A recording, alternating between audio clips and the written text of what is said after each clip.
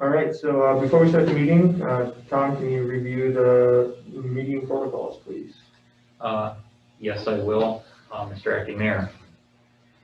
So for those of you that are in attendance at the meeting, the city has determined that it is not practical or prudent to conduct an in-person city council meeting due to the local state of emergency and social distancing guidelines. Accordingly, this meeting will be an electronic meeting conducted under Minnesota State Statute, Section 13D.021. To the extent practical, members of the public may attend the meeting by utilizing the published link and call-in information. So because this is a virtual meeting and it's a little bit more clunky than a meeting where we can all meet in person under normal circumstances, there are some protocols we do need to follow so that the meeting can move forward in an orderly fashion. First, the host, which is myself, will keep all participants muted until public comment is requested or the public hearing is open. So I would ask that anybody that's out there right now that is not currently muted, if you could please mute your microphones. The city council will not be muted so that they can participate in open discussion and the audience can hear that discussion. The host, which would be myself, will specifically solicit questions or comments from the public at various points during each item. Please hold your questions and comments until that public comment period is upon us and you have been specifically identified as being a speaker. If you wish to speak under any public comment sections, so we have public comments and we also have a public hearing tonight, please raise your hand virtually if you're participating by video. Staff will individually recognize those that are wishing to speak and will invite you to speak and unmute your microphone. If you're not being recognized, as we get towards the end and you haven't been called upon, there's a point where we'll say, if you wish to speak, speak up now or wave or do something, and that will give us the opportunity to identify you. And then all votes in the meeting will be held by roll call. Now, if you're on a PC and you would like to participate, if you look at your screen at the bottom, there is a participants item at the bottom menu. If you click on that, it will open up a sidebar menu and there will be an item that says raise your hand. There is also in the reactions, I believe you can go in there as well, and there will also be a raise your hand function there as well. That will show up on the host screen and we will know that you are wishing to speak.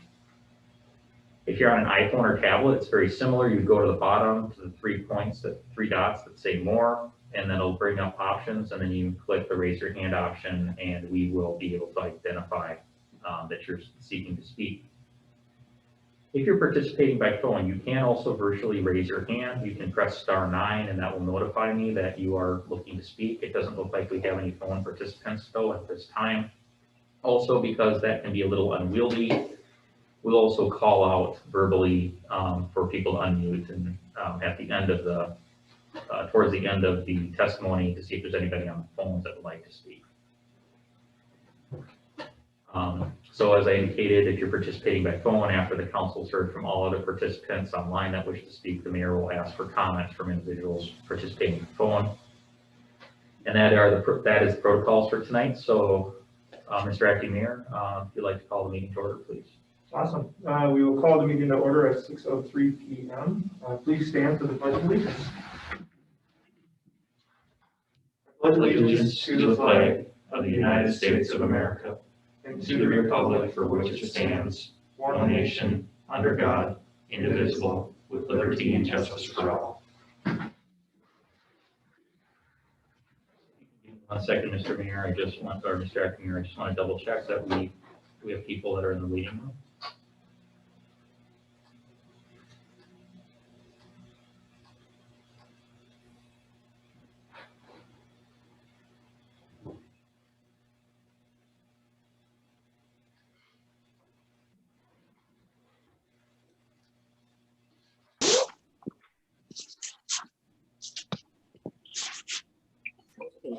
Oh.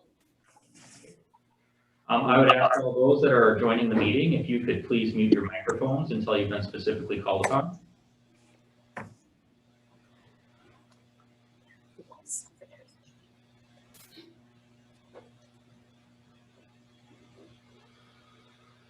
Thank you very much. Mr. Acting Mayor, we are ready to proceed. Cool. Tom, any changes to the agenda? I have two minor changes to the agenda this evening. The first one is I'd like to add under administration discussion relating to meeting format, what we would like to do for future meetings. And under Parks Department, I'd like to remove the farmers market update. We'd originally intended to have Kevin give an update on the status of getting the farmers market here this summer. He actually has a meeting coming up with the director of the St. Paul Farmers Market, and he would like to push that off to the 25th until he has a little firmer information. Motion to approve the agenda as amended. Second. We have a motion and a second. Tom, would you take the roll? Yep, we had a motion by Councilmember Schenke. We had a second by Councilmember Timmerman. Councilmember Schenke. Aye. Councilmember Novak. Aye. Councilmember Timmerman. Aye. Acting Mayor Burke. Aye. All right, let's see. There are no presentations, proclamations, or acknowledgements. So we'll move on to public comment.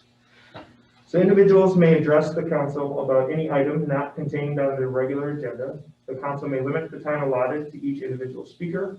A maximum of 15 minutes will be allotted for public comment. If the full 15 minutes are not needed for public comment, the city council will continue with the agenda. The city council will not normally take any official action on items discussed during public comment, with the exception of referral to staff or commission for future reports. Do we have anybody looking to make public comments at this time? If you're looking to make public comment, please raise your hand virtually. Commissioner Wolf would like to make comment tonight, Acting Mayor.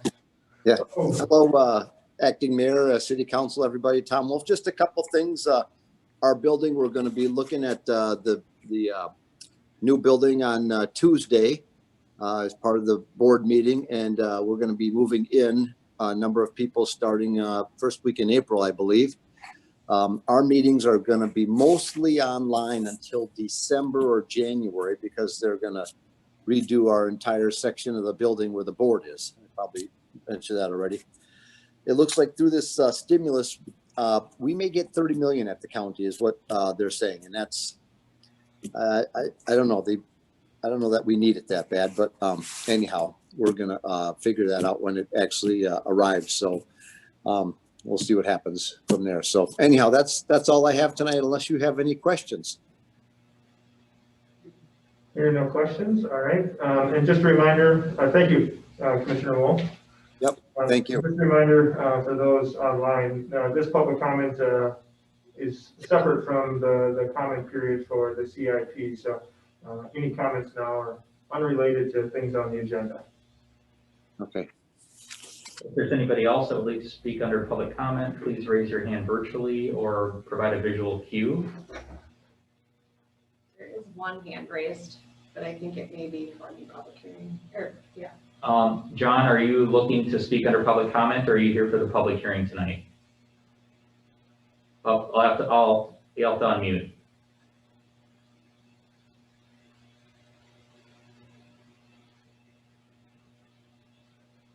We still can't hear you, John. I'm sorry. Yep. Yeah, no, you can hear me now, right? Yep, we can. Thank you. Yes, I'm basically speaking about the road that's going through Windrose, I guess. Yep, that's later on the agenda, and we will take all public comment at that time. I'll mute my mic until then. All right, thanks, John. Yep. Looking through, is there anybody else that would like to speak? Okay, looks like we don't have anybody else under public comment, Mr. Acting Mayor. All right, so we'll move on to the consent agenda. Any changes to the consent agenda? And if not, I have a motion to approve. Motion to approve consent agenda. Second. We had a motion by Councilmember Timmerman, a second by Councilmember Novak. Calling the roll, Councilmember Schenke. Aye. Councilmember Novak. Aye. Councilmember Timmerman. Aye. Acting Mayor Burke. Aye. All right, we have one public hearing on the capital improvement, street reconstruction, and capital purchase plan. Tom, would you like to proceed with the presentation? Yes, just give me one more second just to double check that we don't have other people that are, yeah, we have one person in the waiting room. I allow them to join, Mr. Acting Mayor. Okay.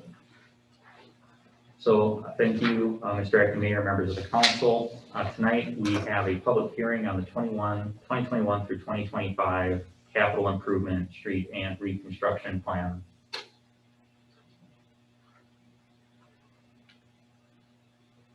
The purpose tonight is to provide an explanation as to what is the capital improvement, street reconstruction, and capital purchase plan. Review the list of proposed projects that are in the plan, and then receive public feedback on the proposed plan. So let's talk a little bit about what is the plan. So the capital improvement, street reconstruction, and capital purchase plan, and I'll refer to that as the CIP going on just for simplicity's sake, is a planning and fiscal management tool used to coordinate the location, timing, and financing of capital improvements and equipment purchases over a multi-year period. It is a financial planning tool for the city. It also serves as a tool that's required under state statute to authorize certain types of bonding or issuance of debt, but it is at the base a financial planning tool. The capital improvement plan is a clear declaration of the city's intent related to significant capital improvements and acquisitions. So it's more than a maybe, but it's less than an absolute. While the CIP is not a commitment to any given project, it does talk about scope, timing of a project schedule. Essentially, you're planning to do it, but the council actually hasn't authorized the project. So to put that in normal person terms, you're planning to buy a new car in 3 years. Jimmy's going to be out of college and you're not going to have to participate in tuition. The bass boat's going to be paid off and you have capacity to buy a car, so you're planning to buy the new car at that time. Now in reality, as you get closer, you may end up having to replace the roof on the house and you may have to push that off a few years. So you have a plan, a basis for your financial planning as a household, and you're intending to buy the car in 3 years, but you're not actually buying it until you're sitting at the dealership and you're signing the papers. So it is an intent, it's more than a maybe, but it's less than an absolute. There's a couple different ways that cities can finance large capital improvements or capital purchases. One is the pay-to-go method of financing. This is where essentially you are building cash reserves. You're budgeting money to basically put it into savings, put it into a cash fund, and you're saving up money to pay for the replacement. In our budget, that would be our capital outlay. So if we're looking to replace things that we're going to pay cash for, like a pickup truck and things that have a higher level of turnover, we will build up dollars, we'll save that money, and then we'll pay cash for that item when we purchase it. The other approach is pay as you use, and this is going to be the issuance of debt. And this, like a household, is for large items that you really can't pay cash for. They're too big, and the burden on your budget to save up the money, given how frequently it turns over, like you have 10 years to save, for something that you're going to use for 30 years, so on and so forth.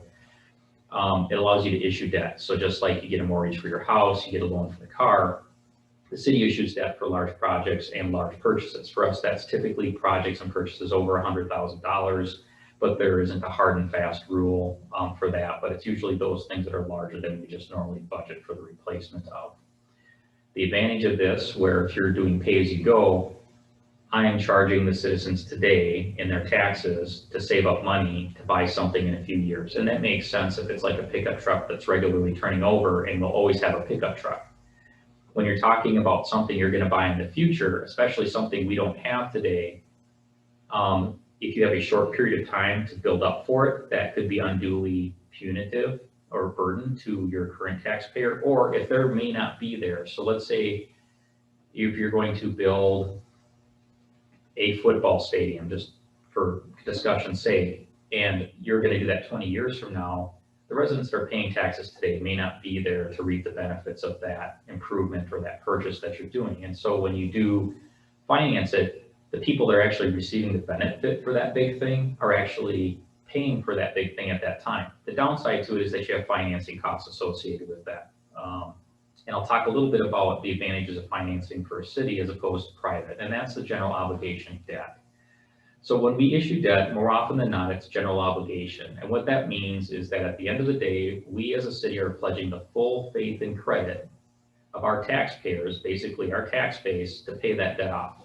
Now, because we're a city and we have taxpayers and we're not going anywhere, when we pledge our tax base to underwrite any debt or as collateral against any debt that we're issuing, that gets us a really good rate on the market. And that's why when we issue it, not only are most of our debt tax exempt, but the fact that we are an extremely good creditor and we're pledging our tax base, we get really good rates for the debt that we issue. Most of the forms of debt that we issue as a city are all geo-backed, and you'll see that as we go through. So I'll talk a little bit about the different types of debt that we issue as a city. We issue what are called geo-capital improvement bonds. These are for the acquisition or betterment of public lands, buildings, or other improvements for the purpose of a city, such as a city hall, library, public safety facility, and public works facility, just as examples. We do geo street reconstruction bonds.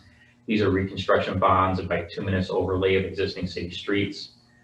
Things that are eligible may include turn lanes, other investments having to do with a substantial public safety function, realignments, or other modifications. So street reconstruction bonds, we use those for our overlay projects. We use this authority for our project in 2019, and as you'll see later, we're proposing to use this for our pavement rehab project, or phase 2 of that same process in 2023. We issue geo certificates. This is the type of debt that we issue to basically buy pieces of equipment. So these would be like plow trucks, fire trucks, which you'll see in the CIP. We have the geo utility revenue bonds, and that's where we're initially pledging the revenue that we receive into our utilities to be able to pay those bonds off. So that is a relevant factor, but we're securing it with our geo pledge as well, where we're pledging our tax base that if we don't have enough revenue or enough funds in our utility funds, we will tax them to make up the difference.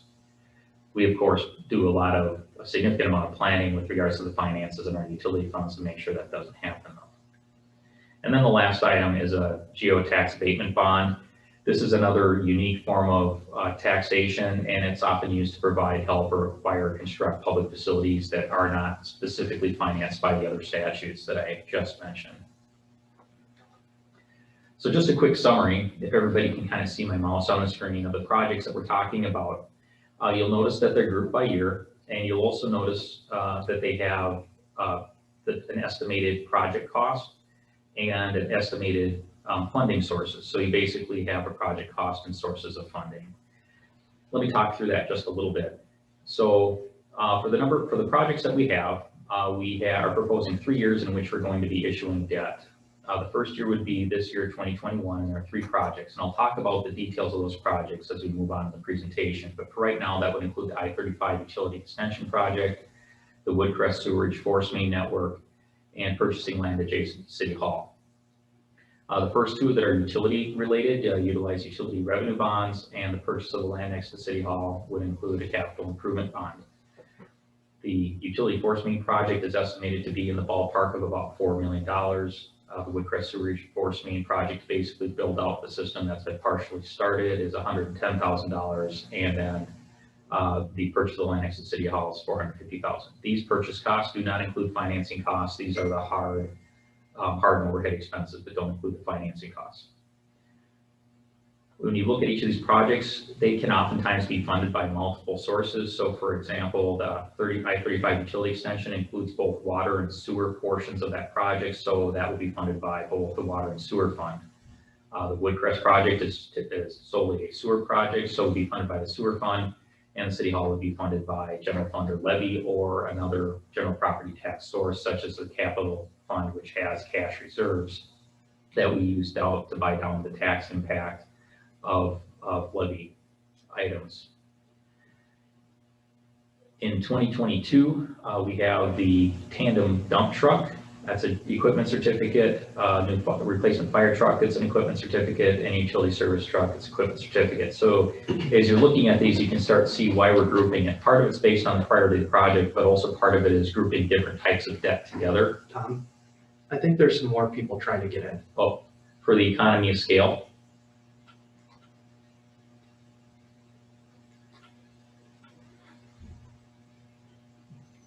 Of the nature of the project. And that brings us to 2023, and that would be our road type projects, because at the same time, you also will want to, you get economy of scale if you roll those projects together. Darren, thank you. We have some people that just entered. If you could please mute your microphones, that would be greatly appreciated. So the total cost of the projects that are included within the plan is a little over $8 million, with $2.2 million being either funded by property tax levy or another funding source. We're estimating about $924,000 to be funded by assessments based on the city's assessment policy, $2.7 million from the water fund, and we are estimating that $1.5 million would be from the sewer fund, about $21,000 from stormwater, and $700,000 for the fire fund. One of the notes I do have to make when we're talking about the fire fund is that the fire fund is supported not only by our taxpayers, but the other jurisdictions within the fire district. So we collect through our contracts with Cedar Lake Township and with Newmarket Township. They help pay for a proportionate amount of the cost and would do so with this debt as well. So let's talk about specific projects that we're looking to do. The first project that would be in 2021 is the I-35 Utility Extensions Project.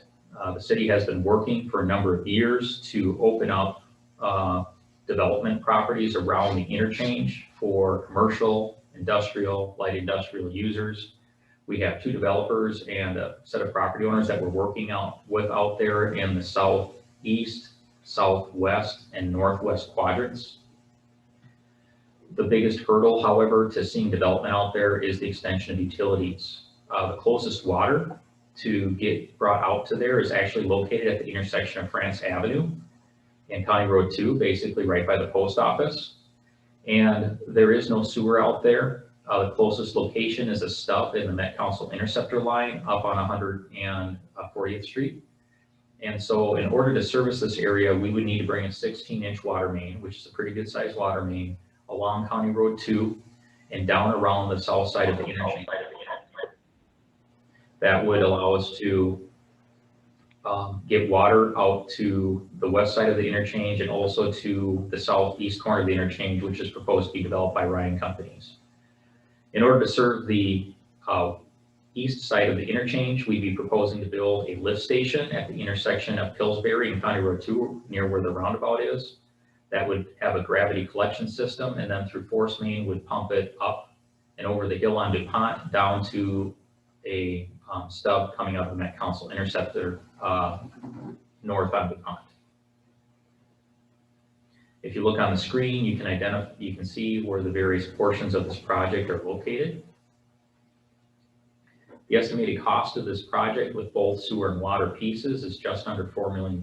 We're actually in the process of bidding this project right now, and we'll have bids open on Friday, so we'll have a better idea of the cost before we go out to bond for this item. It is proposed to be constructed this year. The idea is that it would be online and able to service potential development out at the interchange this calendar year. And of course, the purpose of this is to provide sanitary sewer and water utilities to the interchange. The other project that we are proposing this year is the Woodcrest Sewerage Force Main Network. This is basically building out the rest of the low pressure portion of the system in the Woodcrest neighborhood. This was a project that the council had initiated back in 2016. There are currently 3 portions of the system that have been built out so far. They were built based at the request of individual property owners, either by a desire to hook up to the city's sanitary sewer system or by need because their current systems were non-compliant or non-functional. In this particular program, property owners are not required to hook up unless they have a failing system, and that requirement is not by the city, it's by the county. And our policy when we established the system was to extend it in bits and pieces as we needed, but with the intent that if it wasn't fully complete by 2021, that we would build out the rest of the system, because we do have individuals up there who are currently non-compliant and do need to hook up by 2022. We have 3 properties for sure that need to do that. They are not currently in any portion of the existing system. And so this project would basically build out the remainder of the system. This does not involve any specific assessments at this time. However, when individuals are required to or desire to hook up, there are fees and assessments associated with that process. And it doesn't essentially change for the residents that are in that community from what we've been doing for the last several years. The estimated cost for the project to build it out is $110,000. We'd be looking to do it this year. And again, this provides for reliable alternative to aging on-site systems on small lots. And again, we have 3 parcels that face mandatory replacements in 2022 and 2023. And that was why we had identified from a planning standpoint that we wanted to have a full system in place by that time. The next item and final item that we're looking to include in the plan for this year is the purchase of land adjacent to City Hall. 641 Main Street is located immediately adjacent to City Hall. That property did come up for sale this last year. We were approached by the seller and are interested in the property, and we have been having ongoing discussions over the last year. The council did approve a purchase agreement for the property of $450,000. We are looking to purchase the property this year. The purchase of the land is consistent with our adopted master public facilities plan. And that plan did identify the area surrounding the current City Hall as a preferred location for a future city campus. So as we continue to grow as a city in the coming decades, this will provide us the capacity to be able to do so without basically having separate facilities and separate locations around the city, be able to do it more efficiently. The property is part of the identified municipal campus. We do currently have an opportunity and a willing seller, so these things usually don't come up when you want them to. And this typically is our one and only shot to get it. If the property sells to somebody else, the likelihood of it coming up for sale or coming up for sale at a reasonable market rate is highly unlikely. The opportunity to purchase the outright without condemnation may not be available again for many years. So if we were to condemn the property because we had no other choice in the future, that process is extremely costly and the city would typically pay a significant premium at that time. The property is a barrier to future campus development to the north. If you recall, there's a little bit of a flag arm on that lot that goes along the north boundary of the city, which bars us from going north from a development standpoint. If we didn't own the property and the City Hall in its current situation, we are maxed out. With the addition of the police department, we're maxed out on this site, and we've been able to do additional expansions on the site without actually acquiring additional property. So this is a long-term investment for the city. We're not proposing any projects immediately, but the opportunity was there. So this is we're basically making expenditure today to save taxpayers dollars in the future. Moving into 2023, this is primarily a year which we're looking to issue equipment certificate debt for 3 large pieces of equipment. One, we are looking to do a tandem dump truck in 2023. It'll replace one of our 3 aging trucks. The estimated cost for this purchase is $285,000, and this truck would replace our single axles, one of our remaining Sterling axle dump trucks in the public works fleet. That vehicle's been in service for 20 years, the last 7 of which with the city of Elko New Market, and the move to a tandem dump truck will allow us to, excuse me, Mr. Mayor, I have somebody in the waiting room, will allow us to better position ourselves as we have more commercial properties, more commercial development, and improve our efficiency on straight line plowing. Amanda, did you have a question? These are 2022 projects, correct? Correct. Okay, the last slide said 2023, I think. We may not actually have possession of the truck until 2023, Okay. based on when we purchased it. Build time, as you recall, from when we purchased our recent plow trucks is fairly significant, or can be. The second item that we're looking to purchase is a replacement pumper truck for our existing pumper. The estimated purchase cost is $700,000. I previously mentioned that we pay a portion of that. Based on our current cost allocation with the townships, the city picks up about 48% of the cost of the fire department, and therefore 48% of the cost for the debt. Now, in the intervening time before we issue debt, that ratio may change, but it gives you a rough ballpark that we're paying for roughly half the cost, and the townships are paying for half the cost. The purchase year would be in 2022, and again, actual delivery may actually be later than that, depending on build time on the truck. The life expectancy for a truck is 20 years. The current truck is at 17 years, so this would put us at a point for purchasing the truck right about the end of its reliable lifespan. Notice I don't say end of life because the trucks do have a life beyond that, but we look for fire trucks to replace them because they start to get to an age and they need to go every time and they need to be reliable, and they get to a point where they're not as reliable.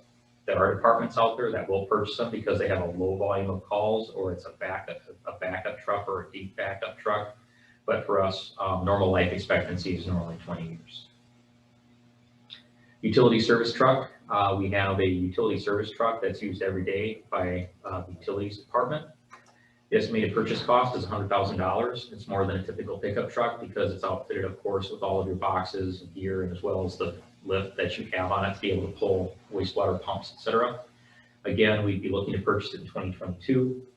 The life expectancy for a truck of this type is 12 to 15 years, depending on condition, amount of use, etc. The current truck is at 13 years old and will be at the end of its reliable lifespan by the time we look to purchase it in a couple of years. And of course, the reason for purchase is just increase in maintenance costs and reduced liability.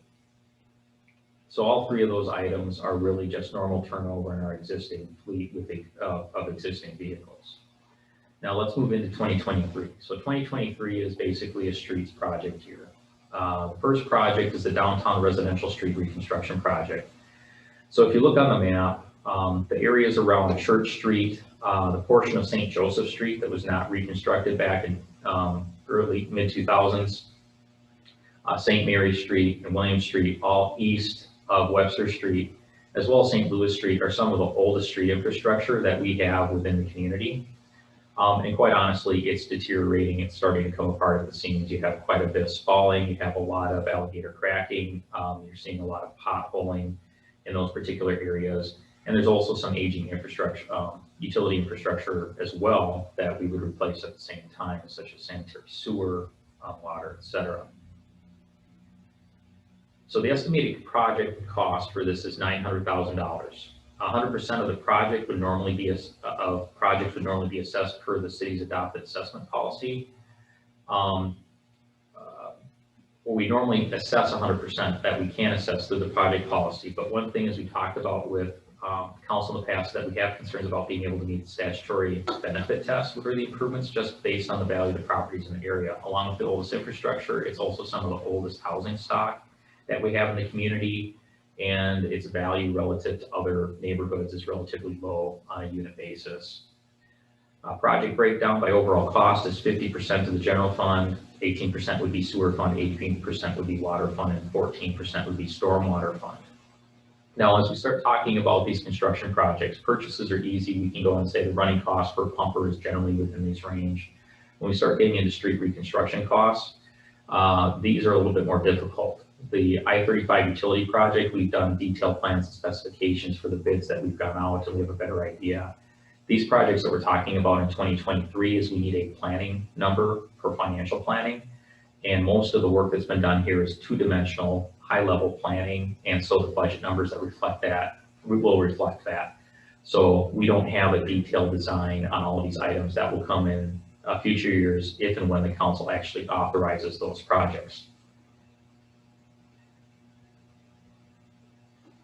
The other item would be the 2023 pavement rehabilitation. This would be the next phase in our pavement rehabilitation program. The first phase was in 2019. 2023 would be a continuation of that program. Right now, you'll notice there are certain streets or street segments that are identified on the map. One thing I'd ask you to keep in mind is that's based on our last survey that we did for the 2019 project. Before we do the 2023 project, we would update it. So for example, if a particular street section is identified now, it may not actually end up in the project in the future and vice versa. The estimated project cost is $1.4 million, and we again be proposing to do that project in 2023. And of course, we do this to extend the useful life, defer reconstruction expenses, improve the right quality of asphalt pavement. So this is part of what you need to do to keep your street intact so that it lasts longer and you don't have to fully reconstruct it. You can push that out as far as possible. With that, this would include assessments. So as we move closer and we've identified the specific streets that we would be reconstructing, we would be notifying those property owners of the pending assessments, similar to the process that we followed in 2019. The last item is the Woodcrest Windrose Street connection and right-of-way purchase.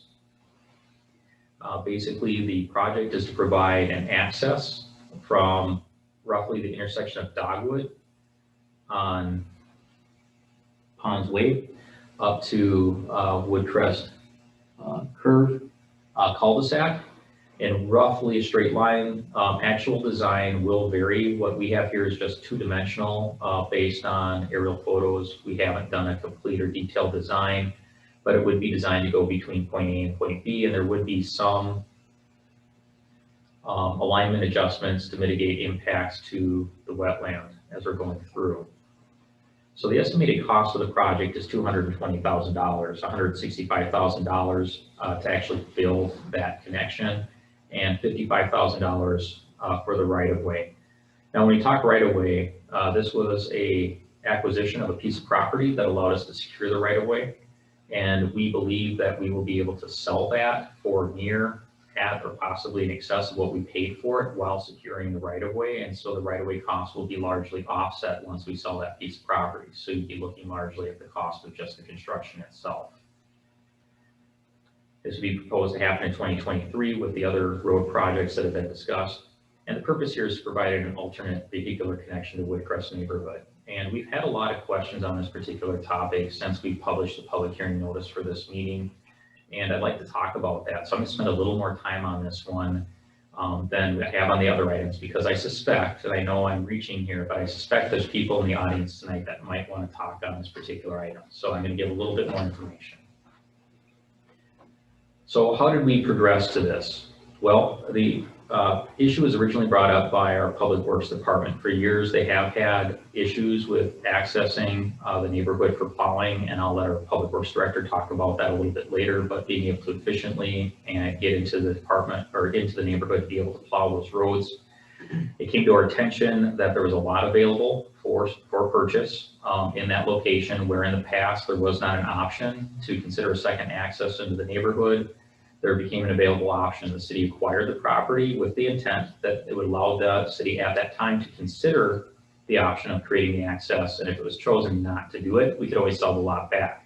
But there was an opportunity and time to acquire the property. As we looked at it, the reasons we looked at it was first to provide access for public works. That quickly expanded into providing a reliable access for public safety. So we're talking police, fire, and ambulance to be able to get into the neighborhood safely, and reliable access for residents. Because as we started looking at this, we also started hearing about residents have to park at the bottom of the hill, need to go up the hill to be able to get into the neighborhood. And so that was another issue that came up. And the last one is we found that the busing for Lakeville schools does not go into the neighborhood to pick up students, due in large part to their concerns about being able to navigate the hill in certain winter conditions. So this is really all about the ability to improve access to the neighborhood in winter conditions that make it basically slippery, treacherous, and difficult to be able to reliably get in and out, and started primarily as a public safety discussion. But there is a range to this. So the potential project scope ranges from just an emergency access that would be limited to emergency vehicles, police, fire, ambulance, and public works. But as we identified these other issues and heard about these other issues for discussion, the project could potentially be expanded into a street access to provide a local street connection. So that's the range of options. The council, as you know, has not made any decisions on that to this point, but that's the range of options that have been discussed. The emergency access would address the primary public safety issues, but those other items. Now, as we talked about this, we've had a number of public concerns and questions, and a lot of these, quite honestly, have been identified and were considered when the city was talking about these projects. The first item is the public safety value. So this is the base proposition. Do the public safety benefits justify the cost of the project and or the impact to the neighborhood? Like in the case of a local street connection, obviously that impact to the neighborhood would be less or negligible if it was emergency access only. That's a public policy question. There's always you could spend infinite amounts of money, but there's also a declining benefit over a period of time. And so it becomes a judgment call, a policy decision on the part of the council of is the benefit greater than the expense of doing the project. The traffic impact.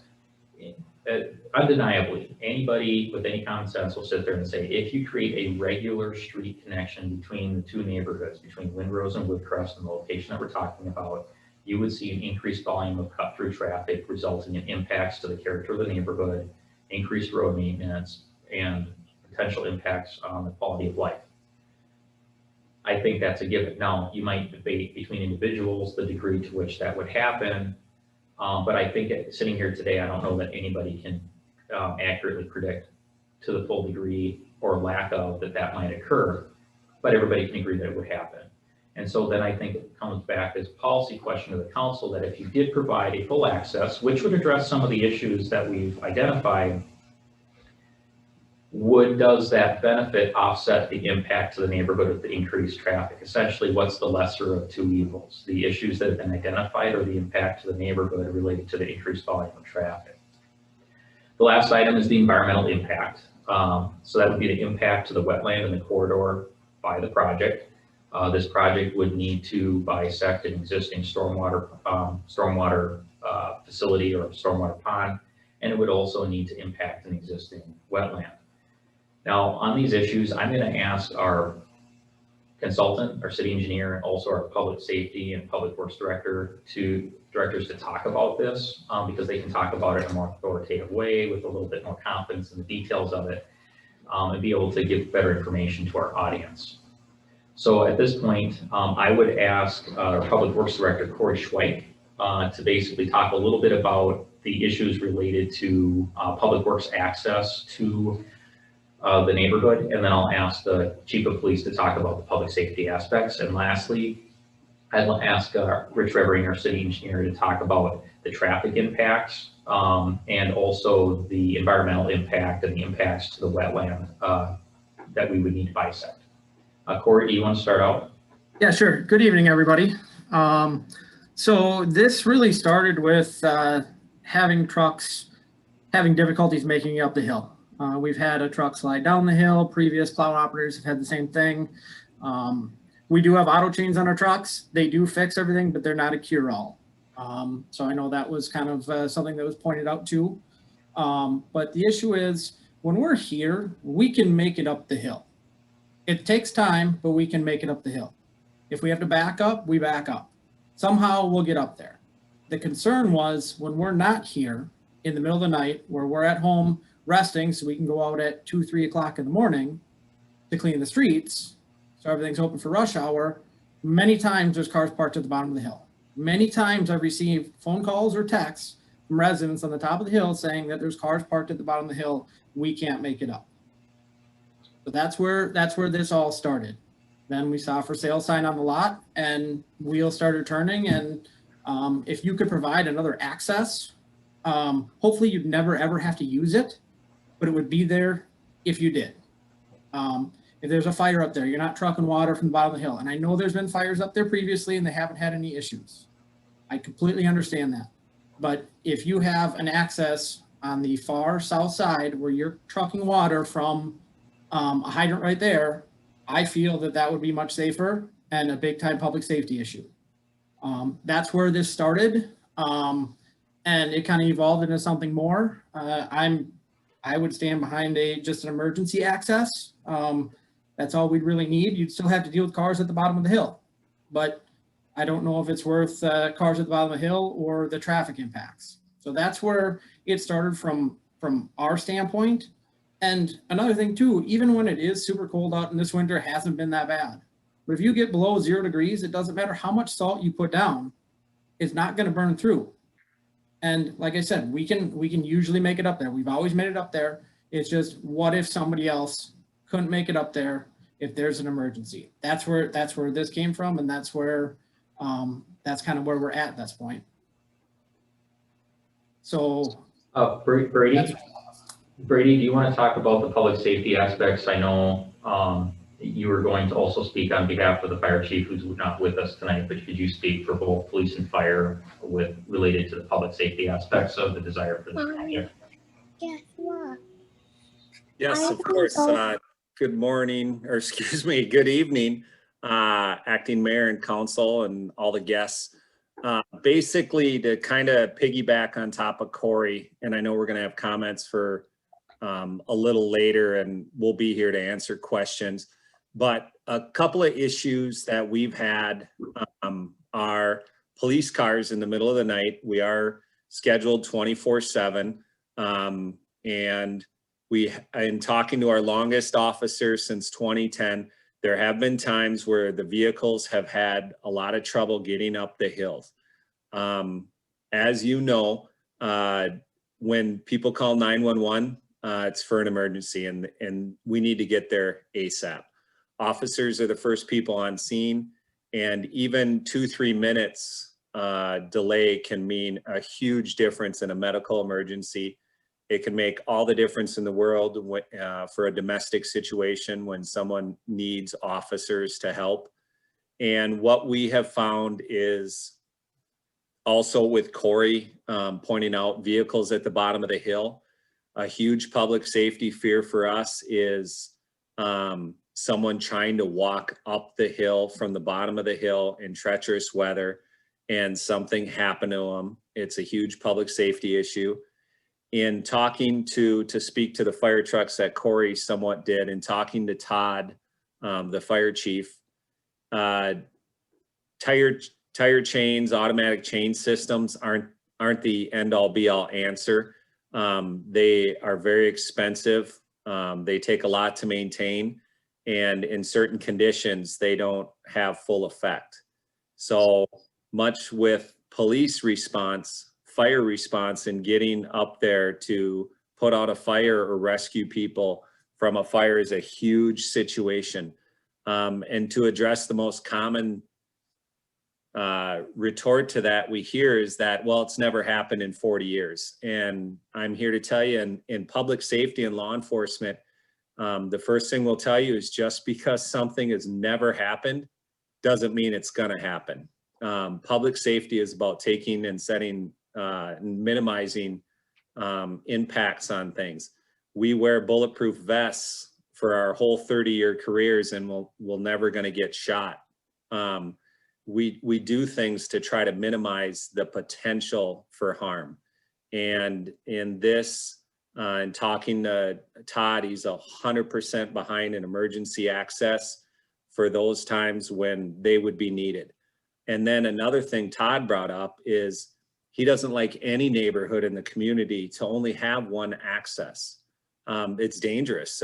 Something happens on that access, a tree goes down, tornado goes through and wipes out that access and blocks it. There's no other way to get in or out of that community, and it can take hours to get that open.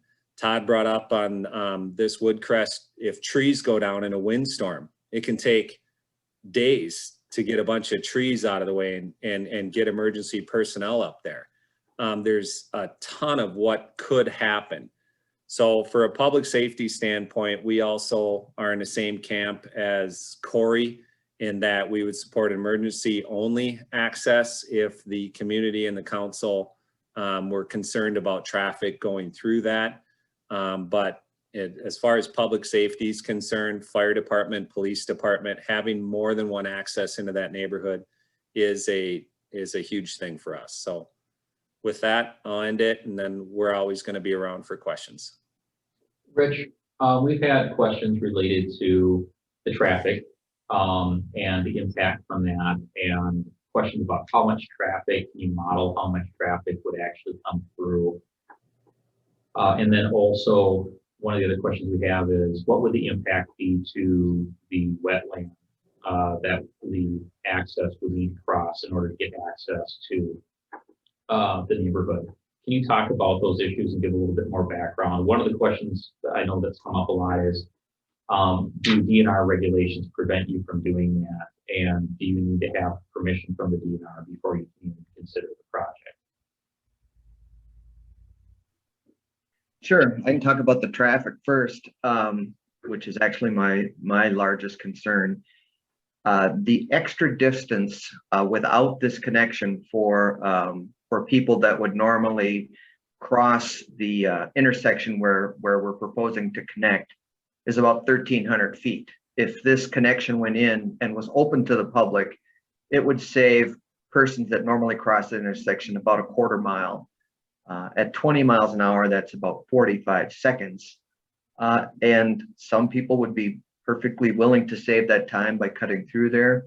Others wouldn't. But what I did is I took that 1,300 feet and laid it on the roads around the area to see how many additional properties would be within that radius. And it adds about 138 additional homes that might find it more convenient or just as convenient to cut through here. If all of those properties chose to come through here, you could be looking at well over 1,000 vehicles today.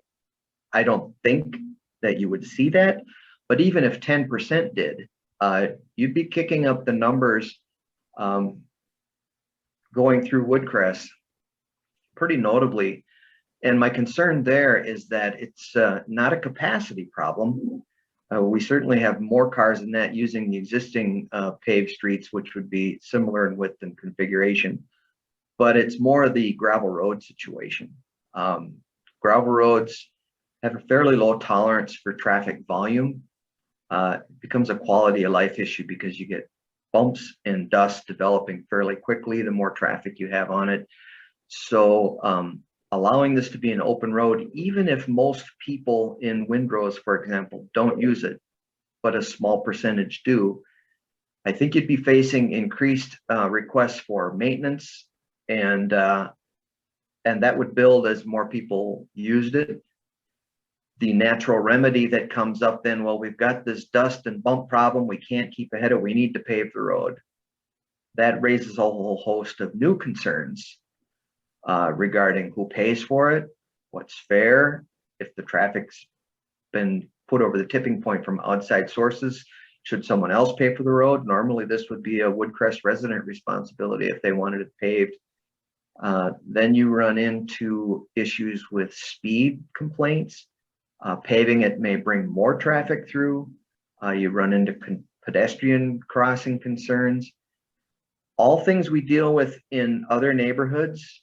However, this has been a more secluded area for a very long time. So it'd be a substantial change in the way of life for those residents to pave that road and deal with the issues, or to not pave it and allow it through. So I would advise extreme caution in making this a public roadway. I would think it would be far easier to manage those issues if this was either emergency vehicle access, or even if it was a seasonal access, December 15th to March 15th. It's going to have less impact on the road because it's frozen.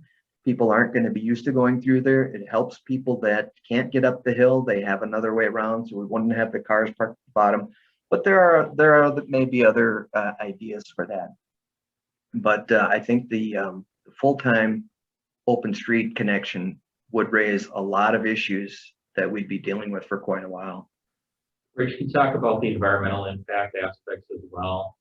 Yep. Specifically The amount impact. of wetland impact is actually shown on the drawing, and the city, like any other person that impacts wetlands, has to obey the rules. You typically have two that come into play. The Wetland Conservation Act applies to all wetlands, and then if the wetland is connected, it what they call connected, meaning navigable, the Corps of Engineers can also come into play. I don't know that we've made that determination yet, but we did delineate the limits.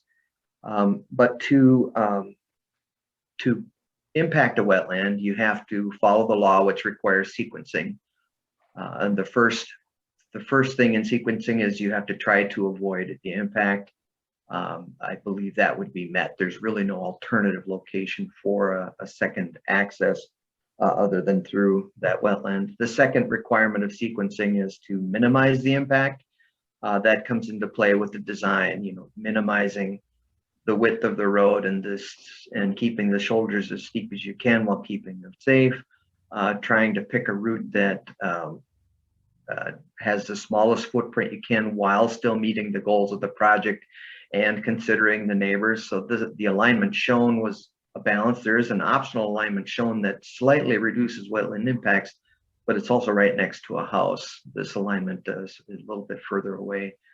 And then the third thing you have to do once you've avoided to the extent you can, minimize to the extent you can, is you have to mitigate the impacts.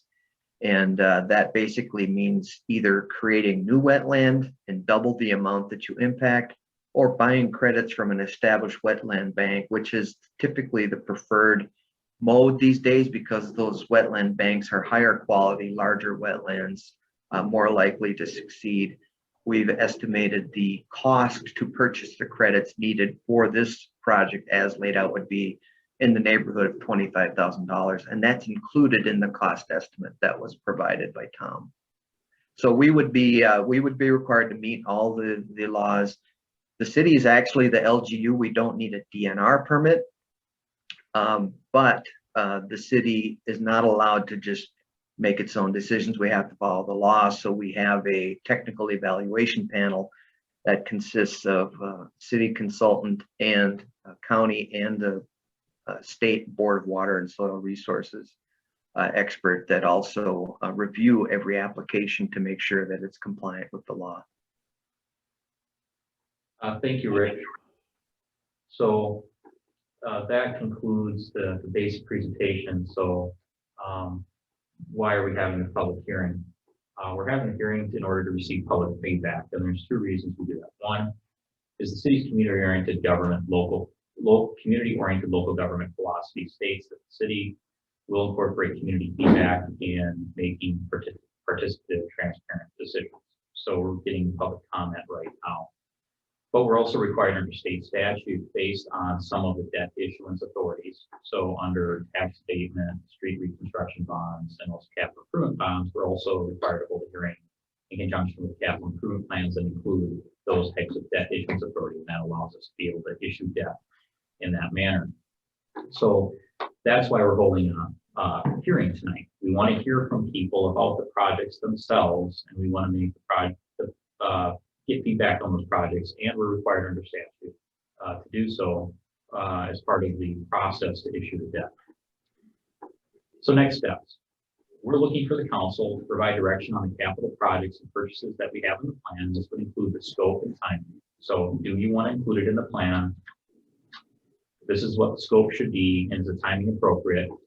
And then if there are changes that the council would like, we have you make those, direct those changes to the draft, and then we would incorporate that into the draft as it's considered by the city council at the March 25th meeting. So in order for adoption, the council would be asked to consider a resolution that would adopt the capital improvement plan and would authorize issuance of debt under it. That's not actually issuing the debt at that time. It's just saying we are intending to issue debt up to these amounts under these statutory authorizations for these projects based on the estimates that we have. It's the process that is laid out in statute. So at this point, staff does not have any further presentation, and I would ask if the council has any questions for staff at this time, whether it be myself or your engineering consultant or any of our other department heads. And I guess my question would be, do we want to proceed with public comment first and then get into some questions? Or do we have any specific ones right now that you guys want to ask? I have one question that's maybe, so Rich brought up the seasonal access. I'm wondering, and maybe Chief Brady, you can help me out with that.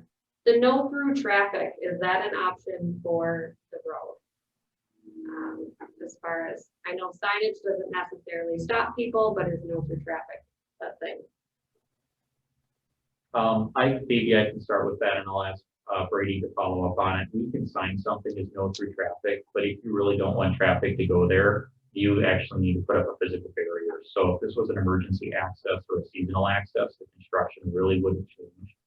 It would be the constructed road access, and we're going to have a gate on one or both ends to basically prevent unauthorized traffic from going through. So we could post it no through traffic, but the reality is it would become an enforcement nightmare. Brady, do you want to add to that? Yes. You cannot, you can put no through traffic. They're basically illegal.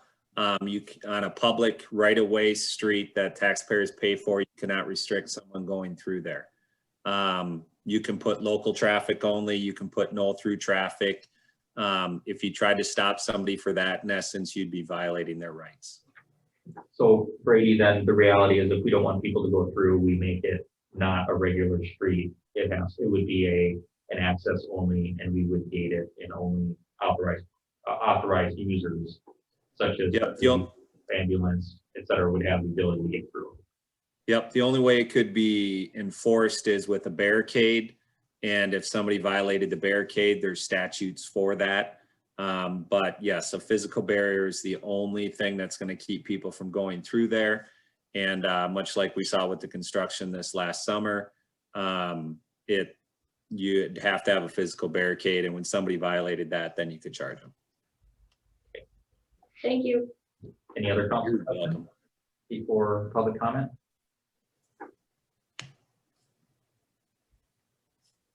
Seeing none. All right, we will now open the public hearing for public comment. As Tom stated earlier, if you are planning to speak, please raise your hand so we can have an idea of the number of speakers. Okay, so I'm going to read through everybody that is currently showing that has raised their hand virtually. I have Derek, Jake, and Darren. I see Lori, and I know John had raised his hand earlier. So I'm going to start with Derek. I'm going to go to Jake next. Then I'm going to go to Darren. Then I'm going to go to John and Lori, just because that's how you're showing up on my screen.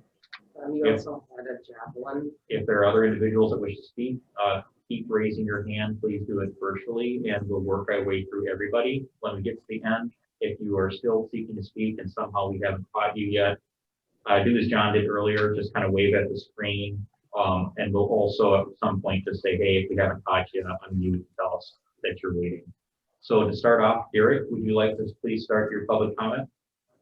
Yep. Would you remind them to state their name, full name, and address? Yes. So for the record, you would need to state your full name and address for the record as you are providing testimony. We'd ask you to unmute, and then when you're done providing your testimony, then we'd ask you to then mute after that, so we don't have background noise and all those types of things. Derek? Yep, Derek Johnson, 26376 Thomas Avenue. I just wanted before, because I know you guys are going to kind of get the firing squad here, but just for the record, Tom, I think you and also Renee, or I'm sorry, and Corey stated tonight that the property became available and then you guys acted on it. Watching a previous council meeting, I believe Renee stated openly that you guys were pursuing that property owner and you were surprised when it came for sale, when Corey saw the for sale sign. And then you guys, kept moving forward, but you guys were in negotiations before they had it for sale. Yeah, that's correct. Yeah, so we'll clarify that, Derek. So we knew that property was out there. We did contact the property owner to see if they were interested in selling it, and then they subsequently listed the property. And when we actually purchased the property, it was actively listed on the MLS. And Renee was working on that, and I'll have her talk in more detail to that if I misrepresented or didn't provide sufficient. Yeah, I just wanted to make it clear because it seemed like you guys made it sound like it was just for sale, and then that's what prompted the whole deal. So Sure, Derek, I can address your question. So as Corey had mentioned, this topic had come up of if there's ever an alternative access needed into that development, that's the only place that there's really an opportunity. So the city did send a letter to the property owner that basically said, if you're ever interested in selling the property, we'd appreciate it if you contacted the city. There was one phone call after that. This letter went out, I don't know exactly when, but maybe a year and 2 years ago. There was one phone call that they placed with the city that said, if we do ever intend to sell it, we'd be open to selling it to the city. And then months later, maybe even a year later, all of a sudden the property was on the market and they didn't contact us. So yes, there was one attempt made by a letter, just putting it out there. one phone call, and then no further interaction. And it was on the market, listed with a real estate agent. And we saw the sign go up and acted on it at that point. Okay, I just wanted to make it for the record. And then I think, I mean, the only other thing I have, which I know the council's already heard this because I talked last meeting, but I just, from a taxpayer standpoint and living on a dead end road, you know, I think that's a crazy number, 220,000 to spend on that road. I know that Brady and whoever else had the conversation about tire chains being expensive. I don't know personally, I'm not in that business, but I estimated $20,000, maybe $30,000 to outfit what the fire department may need for tire chains on all their trucks. I might be off on that number, but that's, I mean, that's a considerable amount less than 220,000. So that's all I'll say, and I'll let everybody else have a turn. If I may answer that, and talking to Todd about it, tire chains, and Corey can speak as well, their equipment, they take a lot to maintain. They're not 100% effective. It's not like if we get 2 feet of snow, all of a sudden the pumper truck's going to be able to get up there with chains. The other item to note in discussions with the fire chief is that we don't have water up there. And if we get into a situation where we do have a large or an active fire, we'll be calling for mutual aid, whether it's actual pumpers or whether they're just hauling water for us. And other departments don't necessarily equip their vehicles with chains, either. So that was another dimension to it as well that had come up in the internal discussion. And a pumper truck will run out of its water in 5 minutes to even quicker if they're going full go. And the emergency access road does allow the fire trucks to access fire hydrants on the other side of the neighborhood. So when you talk about protecting homes and valuables, they can't get to water right now. With just a emergency access, those fire trucks would be able to access that road and get water to those homes immediately. And whereas pumper trucks from other organizations coming a half an hour out would not be able to. So you might get one truck up there that won't make a dent in it. As far as the tire chains, Todd said it takes training. Not all the drivers would be trained on them or know how to use them. And they're just not what people think they are, especially on big heavy rigs like that. Okay, any final comments, Derek, or can we move on to the next individual? I'll just make a quick comment, and I don't want to get in a back and forth. It's just, it doesn't really matter. But if we got 2 feet of snow, I think we're going to have trouble getting up to, Dogwood Court on the main road. So I think we've had these issues before, I think in the city, just in bad days or bad days, no matter where you get out on the roads, whether it's a freeway or a slight increase on a county road that's icy, that's being wind driven and everything else. So there's always the what ifs. I don't know. I stand by my comment, but yeah, I'll just hang up here and listen. Thanks, Derek. Next up, I had Jake. Jake, would you be able to state your full name and address for the record?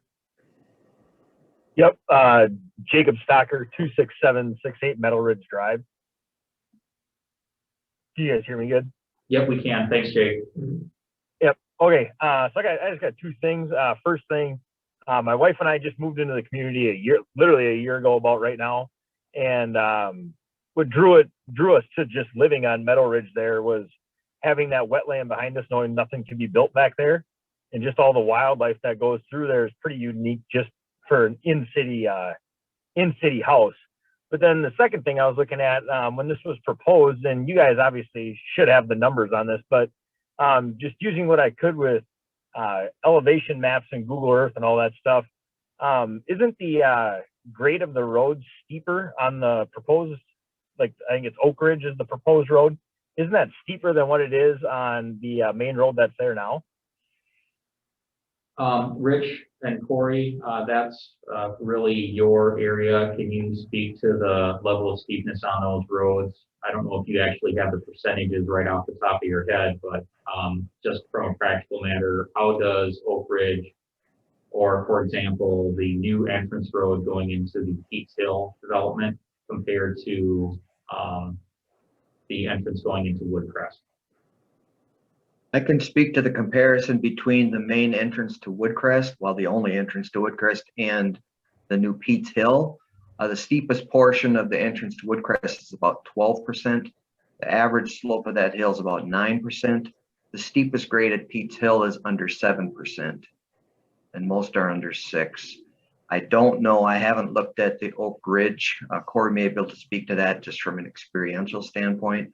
I don't know the max grade of that. I'd be surprised if it's anything approaching the grade of Woodcrest. Corey, do you have any? I would agree with that, Rich. Oak Ridge is steep, but it's not nearly as steep as Woodcrest. And with Oak Ridge, if Oak Ridge was blocked up with traffic and there's an accident in the middle of Oak Ridge right on the corner, you can go down Windrose Curve, you can come up Ponds Way. So that's kind of what we're talking about, alternate access. Jake, did you have any other comments or feedback or questions for us? Nope, that's it. I'm just like pretty much everybody that's on that route, not a big fan of just making it busier back there. So thank you. All right, thanks, Jake. Next, we'll move on to Darren. Darren, if you'd like to provide comment, please unmute and state your full name and address.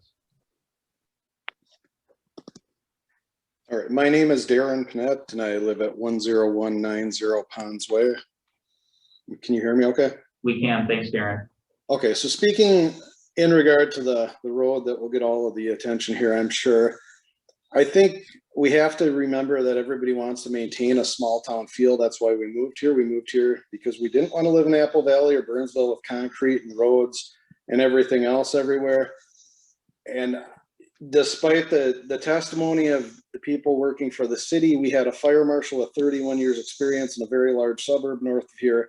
State Tuesday night at the informal meeting, they have way steeper grades on many of their roads, and not one time in the history of him or his history with the fire department have they had an issue getting a truck up any of those roads.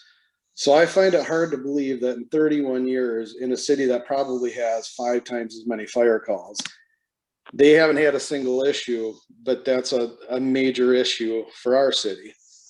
Also, like everyone else in Woodcrest, I'm in Windrose, but I see just the traffic that would go through Woodcrest is unbelievable. And without sidewalks on the sides of the roads over there, and their kids walking up and down to the buses, because there's no guarantee Schmitty and Sons is going to pull buses in there just because you build a road.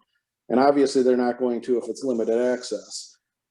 I think the city would be better off putting that money, which will not be $220,000. I don't think anyone on this meeting honestly believes that. I would bet if that road's constructed in 2 years, and now you have to pay $25,000 in DNR credits, I'd be willing to wager it'd be $350,000 or more, and I would gladly put my money on that.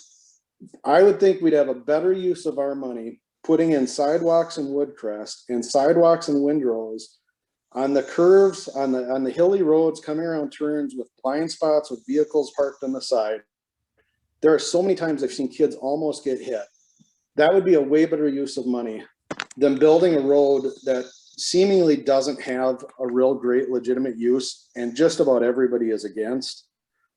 Not to mention, of course, the impact to the homeowners and their values, the wildlife, a wetland that I don't know how you guys would compensate for because you'd be cutting off a ton of drainage. I don't know if that's really been considered, but with just the walking path in, that's already created a ton of drainage issues. And this is a much larger piece. The work that was done to deal with the walking path was not nearly sufficient. I don't know how you're going to do that with a full-fledged road. But I'll just say, I liken this to when they put the light rail into Big Lake. And I don't know the name of that line, but it should be named the red line because it was a giant waste of money and it's always going to be in the red. The people there didn't want it. It got shoved down their throats by politicians. It's lost a ton of money, as it will continue to. And what it amounted to was those politicians getting gradually or not so gradually voted out of office. And very few of them are left less than 10 years later because the people were upset. They asked for it not to be built. A ton of money was poured into it. It has lost a ton of money. The big difference there is that was almost all public money, state money. This would be all of our money. This would be us as taxpayers paying for something that nobody wants and honestly doesn't seem to have a great use despite what's been stated. I would say have your legacy as part of the city council be that you put in some sidewalks and made the road safer rather than building an unnecessary road while some kid gets hit trying to get up a hill around a blind spot. And we're looking at a memorial with crosses in someone's yard 3 months after the road is built. Use the money for public safety where it's needed. That's all I have to say. Thank you, Darren. Just a quick note, we did have discussions with the school district about the busing issue. Just for what they said is they did say that they did discontinue going into that neighborhood because of the winter access ability to reliably get up and down the hill. They did indicate that if we did provide an alternate regular road access, they would look at actually doing a route in there. But they also pointed out that the roads in there at this current point are a little narrow. So if there's on-street parking in the winter, it makes it difficult for the bus to maneuver. So I think you're fair in saying that it's not a guarantee that if there was a regular road access that the school district would do it for sure, but they did indicate they would look at it. But there are some other related issues that would need to be looked at as well. Okay, next person I have on the list was John. John, do you want to unmute and name and address for the record? Yes, I am John Colvin. My address is 10200 Ponds Way. And we've lived here a couple of years. And I'd like to address a couple things, which is basically the wetlands here is a concern, obviously, Mike, because by putting that road through there, you're going to probably disrupt a great deal of what's already there, and you're never going to get it back. That's a big portion of it, but the biggest portion that I have is I'm right on the border. I'm going to be looking right at your right at the road going right across my backyard, and the biggest concern I have is we're already in a very high water table here. And the year that I moved in here, actually the doggone water was, probably no more than 20 feet from my house. So my biggest concern is you put this road in, it's going to create a bigger cesspool right out in the back of it. It's going to raise the water level, and I'm going to have some issues. And it's going to be right up to my lower windows of my basement. I'm not just thinking selfishly, I guess it's my house, of course, but on the other side of it too, I mean, it's going to bring a lot more traffic in here. And I mean, and with the new development, yeah. And so, I mean, I'll hang up and I'll get a response from you. And thanks, John. And it's okay to be selfish in the hearing and talk about your own property. Rich, John raised some good questions. This project will bisect an existing stormwater facility. There's a stormwater pond there. Could you talk a little bit about, one, what impact it might have, and two, stormwater pond function, and maybe if you can respond to John's concerns about elevated water levels or impact to the function of the stormwater system by the project? I don't have particulars about this. I think those concerns are all valid and are certainly things we would look at during the design process, but you mentioned earlier we haven't gotten that far with this. One thing that we do whenever we design something is we look for not just the routine day-to-day conveyance of water and water levels, but what's kind of the doomsday scenario, and do we have a safe path for that water to go before it starts affecting property or buildings especially, and that would come into play too. So we would look for ways to try and provide a safe overflow route that would go, so it would go the overflow route before it backed up to homes. But I really can't, I just don't have enough information to go beyond that on this particular instance because we really haven't done any design. So long and short, Rich, those issues are considered when you do final design, are addressed during final design, but we haven't reached that design yet. Yep. Okay. Any additional questions, John? Yeah, actually, to let you know, I mean, my sump pump runs regularly. I mean, you know what I mean? And the water issue, I mean, let alone the wetland, I just wanted to let you know, I mean, that concerns me because I'm pretty doggone close to, I'm probably, I know Darren, my neighbor, the guy that just spoke, him and I are backed right up to it. And I know it's going to raise the water level. I mean, I used to be a licensed contractor. I know what grades are all about and everything else. And I could tell you right now, the grade here is very questionable, but that's just going to put a big wrench in it, I think, by messing with it. But anyways, thank you. I'll hang up and I'll listen. Thanks. Thanks, John. Now coming up next, we have Jeremy, then I'll go to Javelin and then to Bob. So Jeremy, would you be able to unmute, state your full name and address for the record?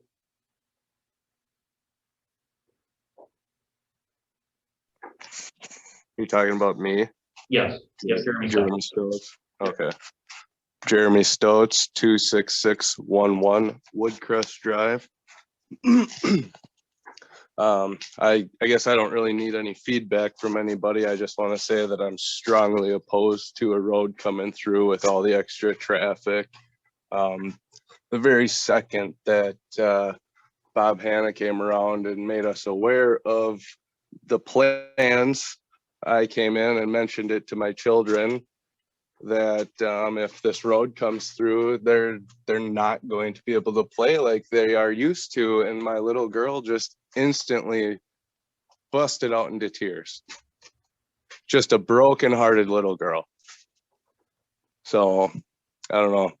There's just no rhyme or reason for a road to go through. I've basically lived up here my entire life, seen it all happen up here, and there's no need for a road. Anything else, Jeremy? That's it. All right, thank you very much. Next up, we have Javelin. Would you be able to state your full name and address for the record, sir?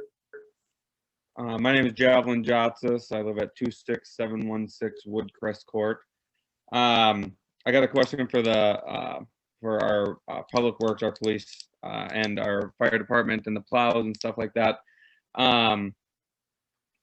He said that Corey had said that he gets multiple calls a night when it snows, that people are stuck at the bottom of the hill. I've been here for 4 years now, and we had one instance that somebody was stuck at the bottom of the hill, and that was because 2 of the plow trucks were stuck on Xerxes on the side of the road, and this was 2 in the afternoon. I have never seen a car stuck at the bottom of the hill. My wife drove a tiny little Pontiac up until last year, and she made it up the road in 2 feet of snow. So that whole thing, and training on driving, I don't know, the police, if they can't make it up a hill and it's too hard, there's some serious training on driving that needs to be done, in my eyes, because I've been driving for probably less time than a lot of the police around here, and I have never been stuck on that road. I drive 4-wheel drive vehicles. I drive 2-wheel drive vehicles. I've driven a little S10 one wheel spinning, nothing good up the hill during this winter time, and never had any issue. I also understand, I work for the Prior Lake Area School District, and salting I know doesn't work at -30, -15 degrees. I understand that, but gravel does. So if you put a little bit of rock down instead of coating the grounds with salt, it'll do a little bit. It'll do better than the tons of salt that we're destroying the environment with, anyways. So I just want to know, how many calls are you getting each time it snows at night that the public is reaching out saying, I can't get up the hill? Sure. I for one, I said I've had multiple calls for cars at the bottom, not multiple cars per night. So plenty of times there's cars at the bottom of the hill. From now on, I will be keeping track. Never thought I had to keep track of it before, but I can guarantee you, somebody who's on this call has called one of my staff or myself in the middle of the night saying people can't get up the hill. Was that before or after they connected the road? What's that? Was that before or after they connected the road? This was in 2017, 2018. So well after they connected the road. Okay. So I'm not saying it's an all the time deal. And yes, you can use gravel, but if you don't use gravel on your other streets, yes, you could use gravel, but to go dump off salt, go put on gravel to do one road, you know, I mean, yeah, I guess you could do it, but does it solve your problem? A little bit. I mean, I'm not saying that we can't get up there. It takes a bit. And when people were asked what the issues were, like I said, when we see cars at the bottom of the hill, and like Chief Jewell said, if there's people walking up the hill, because people have walked up the hill, we've been told stories about people walking up the hill. What happens if a car comes sliding down the hill and somebody's walking up the hill? That's where we're coming from. I hope to God you would never have to use that access. But what happens to do? Now, Corey and Brady, just to kind of put this in perspective, I think you stated earlier, Corey, that the issue wasn't at 6:30 in the evening or 2 o'clock in the afternoon because we're out actively plowing. You're talking about 2:30 in the morning under certain conditions where we're not out actively plowing, but there's also very little traffic. Those are the times where it becomes a little bit sketchy. And then when you guys are coming into plow after those periods where it has been sketchy in the past, navigating the hill with heavy equipment. Yeah, and like I've mentioned multiple times, if we're in, we'll be able to get up the hill. But if somebody at midnight and we're coming in at 4 o'clock in the morning because it's not done snowing, we normally come in 3, 4 o'clock in the morning to get our stuff done, and that is a priority route. But there's that time that we don't work 24 hours a day. We're not MnDOT. We're not staffed like that, and we never will be. That's my only concern. Yeah, when we're here, we'll make it up the hill. It's when we're not here is where the issue is. Okay, so if Jeremy, let's say somebody tries to make it up the hill and they get stuck, and now they got to walk up the hill, and now you have even more heavy traffic coming down the hill because we put a road in.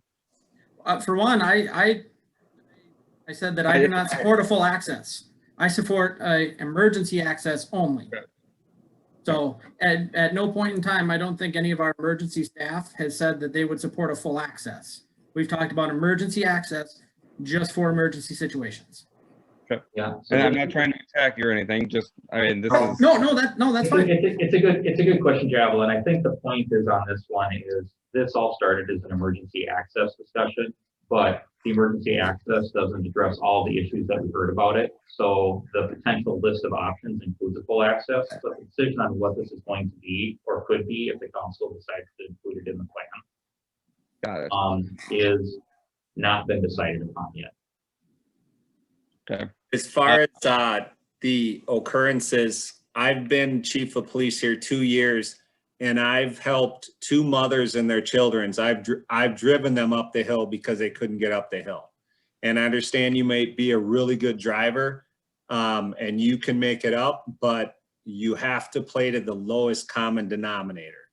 And I can tell you for certain, if you talk to Officer Bell, we didn't bring him in here, and you talk to the other council people, they've heard the stories about people and their children having to not be able to get to their house or have a family member have to come down the hill.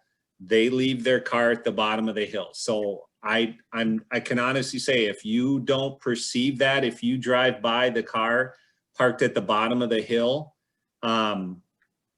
you might not realize that that car got stuck. But what they do is they slide and drive back down the hill. They park in front of the homes there. Talk to those people about how many times cars are parked there. I've seen it myself a ton of times. So I really do understand your perception is that you have never had a problem getting up the hill, but I assure you others have. And I can attest that because I've driven 2 people up that hill with their children so they didn't have to walk. I can just tell you what I've experienced. So I'm not going to say you're wrong that you've never seen it or you've never had it happen, but others really have. No, and I get that, but the whole point of the road is for emergency access, not for pedestrian access. So we can't really say that it's for a pedestrian to get away. We can't go to the lowest common denominator. We got to go to the emergency people driving, not the people that live up here driving.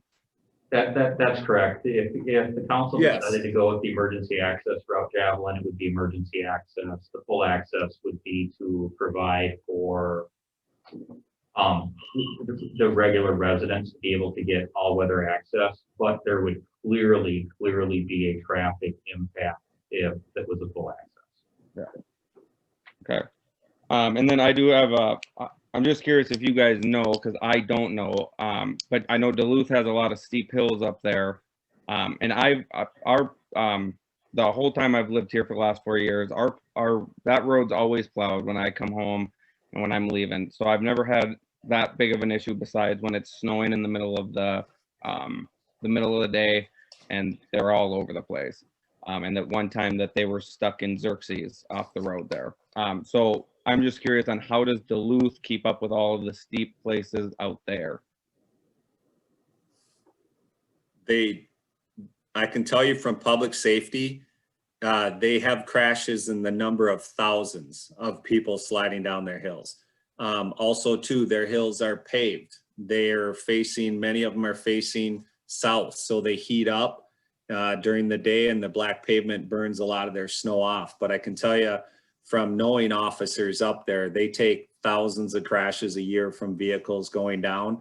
And how many people are injured in that, I don't know. But it's kind of potato. That's a completely different situation in Duluth. They might have heated stuff they put on the streets. I have no idea, but I can just speak to here in the public safety issue.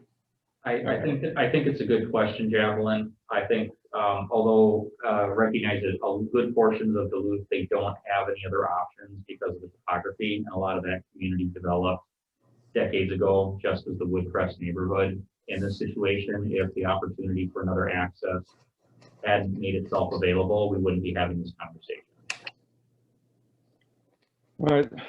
Well, then the last thing I'll say is this: we moved up here because we're from Prior Lake, and I wanted to get away from everything. We found this little area up here where we're trying to start a family, and thinking about our kids running to the park right up here and not having to worry about a ton of traffic or anything like that is kind of why we purchased up here. So, and I think that's and we have the geography up here with the corners, the blind spots coming around these corners up here. If a kid's walking around and we got, even if we only have 200 extra cars come through that area, somebody's gonna get hit. It's not when, it's gonna happen. I mean, even walking my dogs, it's almost happened. So that's pretty much all I got to say, and I'll leave it up to Bob or Jenny, who's ever next there. I appreciate everybody. And Corey, like I said, I didn't mean to act like I was attacking you or anything. I hope you didn't take it that way. No problem. Just trying to provide facts that I have. I appreciate it. So thank you. Thank you very much, Javelin. Bob, you were next up. Do you want to unmute and provide your full name and address for the record? Uh-oh. Can you hear me? We can. Thanks, Bob. Yeah, I don't think my picture's coming through, but you guys probably don't want to look at me anyway, so not a big deal.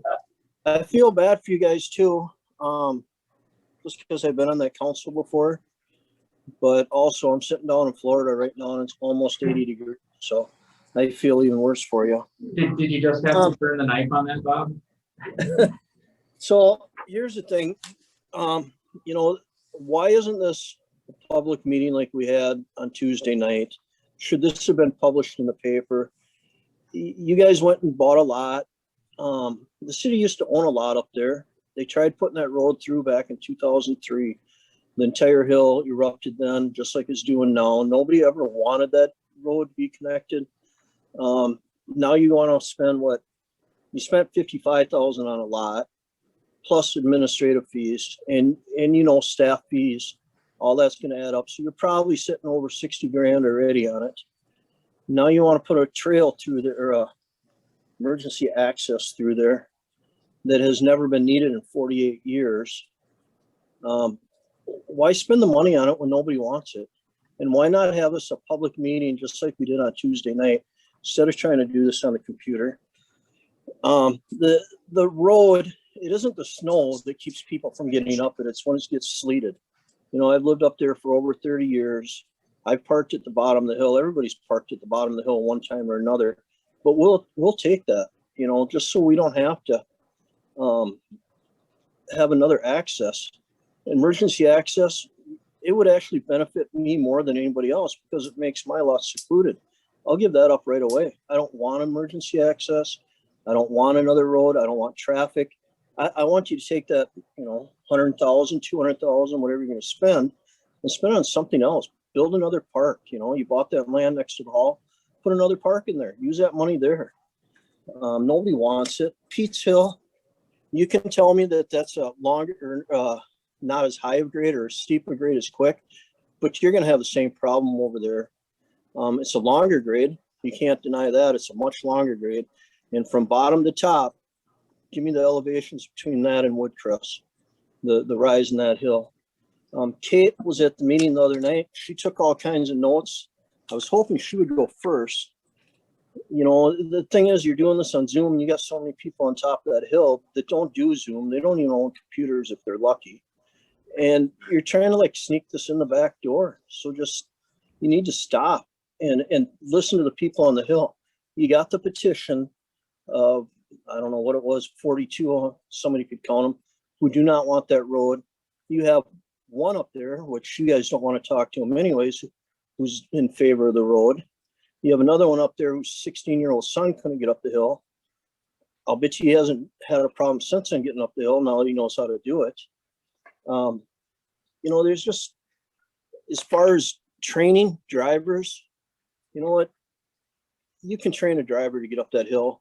Don't go and say that Todd's saying that, you know, driver training can't do it or he can't trust his drivers. Then he needs to do a better job on training is what he needs to do. And you guys all know that I have 30 years on the fire department. I've pulled semis up that hill in the wintertime. UPS gets up there all the time. Everybody does. You're going to have a chance that somebody's got to park at the bottom of the hill and walk up. And there's a chance that, you know, and a big if, that you're going to have a fire up there and you're not going to get the truck up there. I doubt it. But how much money do you spend on ifs? Because to me, $100,000, $200,000 on a big if this ever happens is insane. I don't know. I meant to take notes and I never did. I wish Kate would read some of those notes from the meeting the other night. Those two got beat up pretty good. I understand the whole council can't be there because of a quorum, but you could certainly hold the council meeting down at the library and you could have that whole hill come in there and tell you nobody's in favor of that road. Nobody wants it. Nobody even wants emergency access. And it's stop wasting the money. Corey, I'm glad you're getting a new dump truck. And I understand it's a tandem. So now you got 4 wheels pushing power up that hill. So that's 1 year away. And other than Corey, I know you got one maintenance guy there that could use exercise. Give him a wheelbarrow and a bucket full of salt and tell him to push it up the hill. I don't know. I could go on all night long and tell you the difference between everything that's on that, you know, why we don't want that. The council is well aware that nobody on that wants that addition or wants that safety road, whatever you want to call it, the bike trail or path or whatever you want to call that through there. And nobody wants an additional road. You guys do have the power to make it go through, but you also got to realize you're pissing off about 48 houses when you do that. I guess I'll sit back and listen. I'll take any questions if anybody has any. Thank you. Okay. Thank you. Thanks, Bob. I'd like to clarify a couple things. The meeting tonight is a public meeting and it was published in the paper. There is always other notification that can be done. And if the council feels that there was inadequate notice for tonight, they can always continue the hearing and provide additional notice. But I did want to clarify that just to make sure it didn't hang out there that there was a public meeting. The one on Tuesday night technically wasn't a public meeting.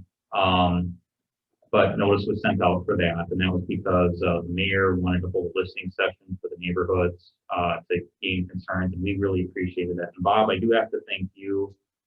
The petition that you went out and got and the nice summary of the concerns that accompanied it, I think was very helpful to the council that did receive that. It was a nice distillation. We've heard more of it here, but I think that was a very nice write-up. So I appreciate you doing that because it does help the process overall. Just going on, I think you raised a good point. There is the question of, and as I mentioned, that one of the first things the council has to talk about is the value proposition. Does the public safety benefits equal or exceed the cost of the project? And that's a policy decision. It's a very good question. It's the first question the council has to ask. I don't have the answer to that, so to speak. That's for the council to decide. Staff is recommending that at least from a public safety access, we believe it does at a staff level. And you're absolutely right. If it's a full access, it will significantly increase the traffic. That is not a recommendation of staff, but it is an option that's out there and was presented to just simply be vetted as part of the process because it does address some issues, but it has great issues of its own. I appreciate that, your comments. At this point, does council have any questions for Bob? Okay. Right at this point, I think the last person we have that's indicated that they want to do testimony is Jenny. Lori raised her hand earlier. Lori, are you still here? Yep. Lori, do you still want to testify? I just want to know. Okay, I will have you testify after Jenny. She had her name up first, and then we'll go to you. Okay, thank you. Jenny, if you could unmute and state your name and address for the record. My voice has changed. This is actually Darren Stanley, 2641 Woodcrest Drive. Darren, we'd rather talk to Jenny. Can you put her on? I don't think you do. I don't want to talk to me. I don't think you do. Pick your battle. So thanks, guys. I guess first off, I'll start by saying I've lived up here since the houses were built. The school buses have never come up here, not once, not one single day. I had to walk up and down that thing all 12 years of my school. They've never come up, and that's not an issue. It will be an issue if you have cars. Just because you put an emergency entrance at the other end, it doesn't mean that cars won't go down that hill. All right, it doesn't mean that the buses are going to come up this hill. So now you're going to have traffic coming down the hill with kids walking down to the bus stop, possibly. I don't know where all these statistics come in where cars are parked at the bottom of the hill.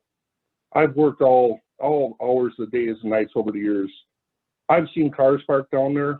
Oftentimes they're parked there for the houses that are down there because they don't have enough room in their small driveways to park. It's no different than Pond's Way. You can barely get a single car through that road in there at Oak Ridge, I'm sorry, by the ice skating rink going up that hill. Cars are parked there all the time. So these excuses from the public works that can't drive a truck up a hill are absent. They're just abstract. We have Amazon drivers, FedEx, the post office, garbage trucks. I've never, not one time in over 45 years, seen one of them not make it up the hill. Not one time. So I'd like for somebody to rationalize why we would spend $250,000 to put a road in 1,300 feet so they might be able to get up here. And I've changed the subject a little. I have to say over the last 2 to 3 years, the roads have been plowed better than ever. Now I'll give you that if you went back 20 years ago before we had before the road went past Ptarmigan, we had to make that 90-degree corner and come up the hill. In the 70s with a rear wheel drive car that if you were lucky, you might have 2 snow tires in the back and you had to maintain your speed going around the corner. Yeah, back then we would have cars parked. You know what? Nobody complained then either. And the city wasn't there to help them either. I just can't imagine the amount of traffic that's going to come through this small little neighborhood that, which on a side note, a couple of years ago in 2016, when you were pushing this sewer project up our ass, the whole selling point was you didn't want to destroy the wildlife, you didn't want to destroy the trees, the small town neighborhood, you know, that's what the selling point was.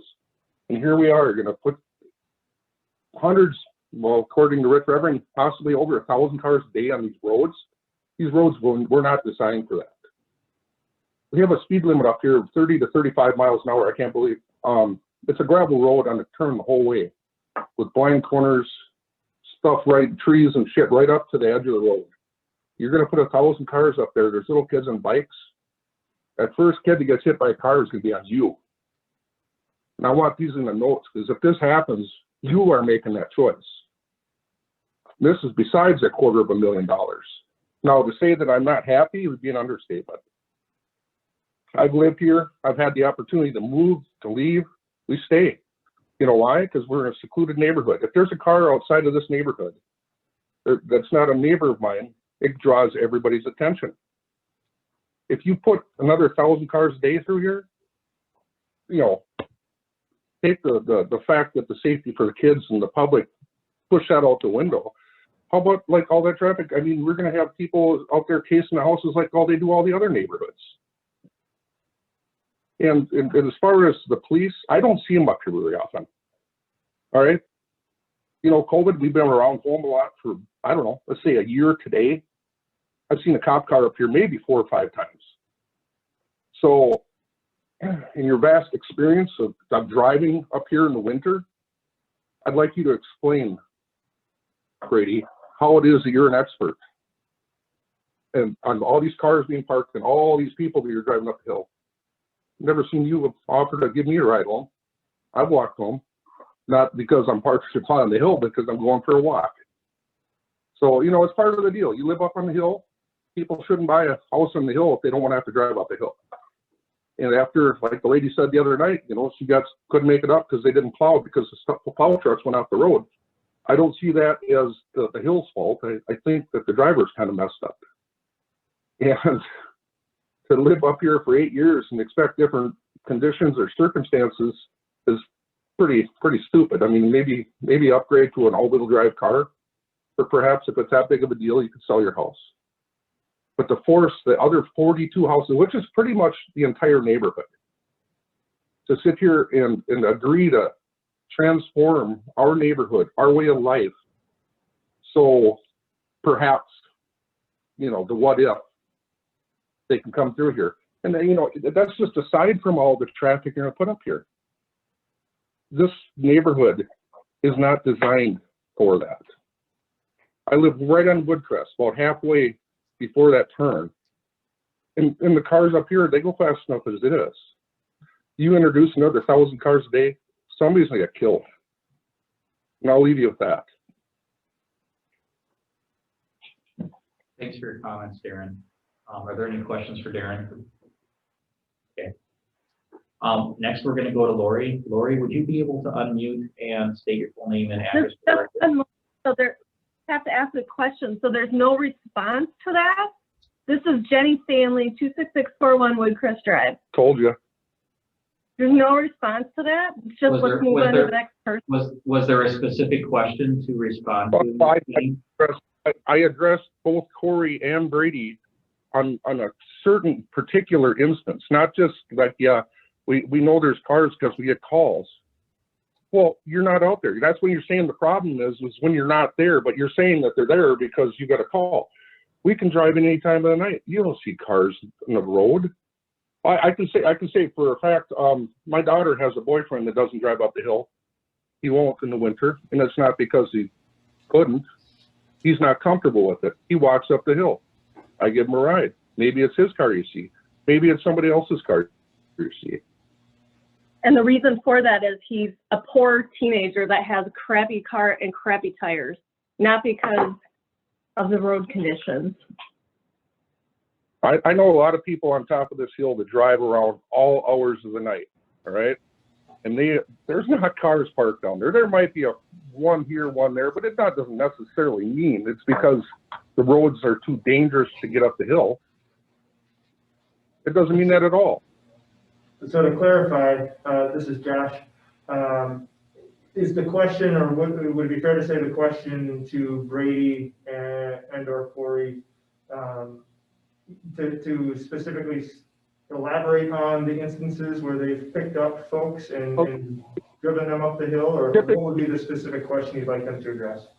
Yeah, that typically, I mean, if you're gonna sit there and cite something, or you know, they said to testify, Make an if you're gonna say something that happens that's gonna affect all the people up here, it's got to be better than giving a couple guys a ride up the hill. That what does that mean? Did they even live up here? Did they have a car down there? What were the conditions? I mean, did they have bad tires? This is asinine. Seriously, I've lived here since 1906. And there's no reason. No, and we appreciate, I think the comments and the questions that you're having, and I won't put words in Brady's mouth or Corey's mouth, but I think, you know, the statements that I heard from Public Works and Public Safety is that there have been instances and there have been specific ones. And I guess, I don't know how much more.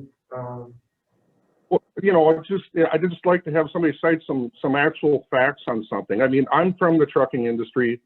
I won't even go into that, but trust me, I know a lot more about trucks than anybody you have there. I know about their capabilities, and you got auto chains. All right. Do you realize that why did you outfit these trucks with auto chains if you weren't going to go up the hill? I mean, then you wasted that money. That they're not efficient, then you should have done your homework. I don't even know what to say. I mean, it's just like, let's just pay for stuff. Pay. Order some more trucks. 285 grand for a tandem axle plow truck. And then now we're having this discussion because you can't get up the hill. And just to clarify, is that 2 trucks we're going to have like that, or 3 now, in addition to that big 4-wheel drive tractor with the blower on it? All right. Well, and I don't mean to interrupt you. So Brady or Corey, I don't know if you want to respond at all. I mean, it still seems like. Yep, I would like to. Darren, I have stated multiple times that we don't have an issue making it up there. We will get up there. I've said that multiple times. I'm not worried about us getting up there. When we're not here, the concern is if a fire truck, if an ambulance needs to get up the hill. That's all I'm saying. Like I said, I have not kept track of how many cars have been at the bottom of the hill, but from this point forward, I will keep track. So, like I said, when you do that, you personally go there to see that they're there, because we live here. We're here every day. I'm in and out of this house like 4 to 5 times a day. That's 10 trips a day. I have 2 kids and a wife. But I mean, I think you've made the comments pretty clear. Brady, did you want to add anything else before we move on? I did hear your questions, but I'll say this, I can also hear your emotion. And in my 26 years, That's $250,000. Every taxpayer here should be mad about this. And unfortunately, they're not all on this call because of this Zoom meeting. And the back door you guys are taking us through. We only found out about this whole thing. Darren, a couple weeks Darren, you got to give Brady a chance to respond. We can't have people just arguing back and forth. If there's going to be questions, then allow him to answer, please. Like I was saying, I can hear your emotion, and I'm not here to make you more mad. I stated earlier, I can't see you on the call, so I don't know if you were here when I stated earlier. I personally have driven 2 people up the hill, both females with their children up the hill because they couldn't make it up the hill. And that was during the day when I was working. That's my personal fact, my testimony. I'm not asking you to believe me, but I'm telling you that. And that's in the 2 years I've been here. I can tell you my officers have told me stories of cars stuck on the hill, and they've helped people up the hill. That's all I'm saying. I'm not trying to make you more mad. I don't want to engage in an argument with you. I said those are my facts earlier, and that's what I'm here for. I'm not to tell you or the council that they have to put this road in there. That's my purpose of being here. is to answer public safety questions. I'm not trying to make you upset. And I wanted to let you talk. So I didn't say anything earlier. I think your wife's name's Jenny. I didn't mean to upset you, but when there's a question and then you keep going, people get upset when you get interrupted. And I just didn't want to interrupt you. So there's no offense meant. I apologize if that upset you because it apparently did. So that's all I have to say to that. If you have another direct question, I'll answer it.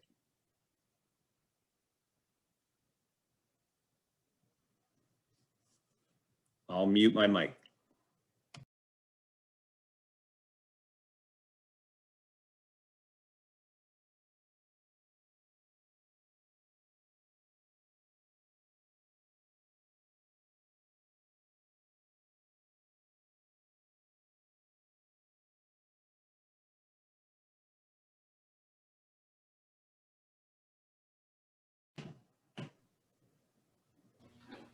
Lori, if you would be able to unmute your mic and state your full name and address for the record. My name is Lori LeBeau. My address is 10180 Ponds Way. I'm a neighbor of Darren and John/Jack, who spoke earlier. I back up to that wetland. I've lived here for 2 years now. I can appreciate the concern that everybody has. Guys, trying to do their you job. just got totally dissed and moved on to the next person. So hold on. Is that what's going on, Tom? We're just going to cut us off and move on to the next person? I'm sorry to interrupt you, Lori. I'm apologetic towards that. But Tom, is that how that's going to be? We're just moving on? Well, and Jenny and Darren, you know, if there's additional comments or direct questions that are beyond some of the opinions and the statements that were stated earlier, you know, I think we'd be open to hearing more, but if there is nothing additional to add, also know too that after we get through everybody here for public comment, the council will be able to ask questions and we'll be engaging in further discussion to probably. I'm just not sure how you moved on before we were done with our conversation, but we'll allow Lori to go on because I respect Lori. I'm sorry, Jenny, if that was the impression, but you had spoken, the acting mayor had asked Corey and Jenny, please, the mayor had. Literally. Jenny, I'm muting you because you're talking over me as I'm talking. The mayor had asked Corey and Brady to respond, and you were over talking them as they were kind of responding. And then after they finished, there was a long pause. I assumed that you guys were done. So I did move on. That was not intentional if you had additional information to provide. So at this point, Mr. Acting Mayor, what's your direction? Yeah, no, I mean, I think sensing that there's probably no new additional information or questions coming from Darren and Jenny, let's move on to Lori at this time. Lori, would you please continue? So I've lived here for 2 years and I moved in 2018. When I bought the house, I initially came in and thought, gosh, that pond is awful close to the house. Must be okay. People who lived here would have had to have told me if there were any water issues. Nothing was in the papers. Within 8 months, I had a basement full of water. And just like John said earlier, my sump pump goes all the time. And I can appreciate that there are concerns from a professional level, from the emergency, from police, from all that in terms of access. They're just trying to do their job. I'm sure they've had calls for help to get up that hill, not denying that that could happen. Different people have different experiences. My concern is, does my house become a sacrifice because that road goes in and I have chronic flooding problems going in the future? I understand now that that hasn't been looked at yet, but if I'm already having issues with that, I am very concerned about the value of my house going forward because I don't know where you're going to send that runoff. and I'm not an engineer. So that's my concern. I have an additional concern of part of why I bought this house is that there is nothing behind me. It is a nice little natural area. You've got easily 12 deer who regularly make this a pathway from and to somewhere that are in this all the time. That's gonna change some of that fairly drastically. So that's all I have to say. Thanks, Lori. So just to follow up, because I guess I have a question for Corey and Rich. Corey and Rich, have we had complaints related to drainage, wet basements, flooding in that immediate portion of the neighborhood that Colvins and Lori have talked about in the past? And is this something that maybe separately, it's related, they brought it up as part of this issue, but separately we could take a look at? Yeah, I can say that I do not recall any from anybody on Ponds Way with drainage issues. Lori, if you do have an issue, feel free, call me, shoot me an email. I'll come up, look at it. Rich can look at it also. We can see what's going on and go from there. But no, I have not had, you know what? I don't recall having anything. Not saying that you never did call, but I don't recall having any drainage issue concerns from up there. I can't say it's a drainage issue. That year we had a particularly large amount of snow with a large amount of rain before the snow had a chance to melt. And the water level in that pond came up to my house and into my house. Sure. And I didn't make a complaint. It's homeowner responsibility. Well, a lot of things, to be honest, if we don't know about it, I definitely come out and take a look at it and see if there was something that needed to be changed. If we don't know about it, Good to know. So thank you. Thank you.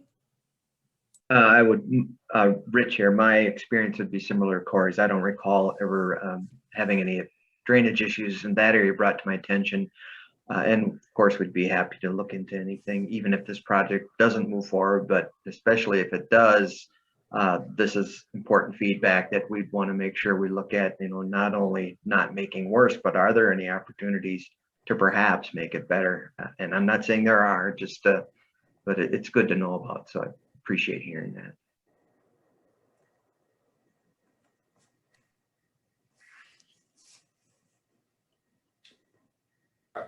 If there are any questions for Lori at all?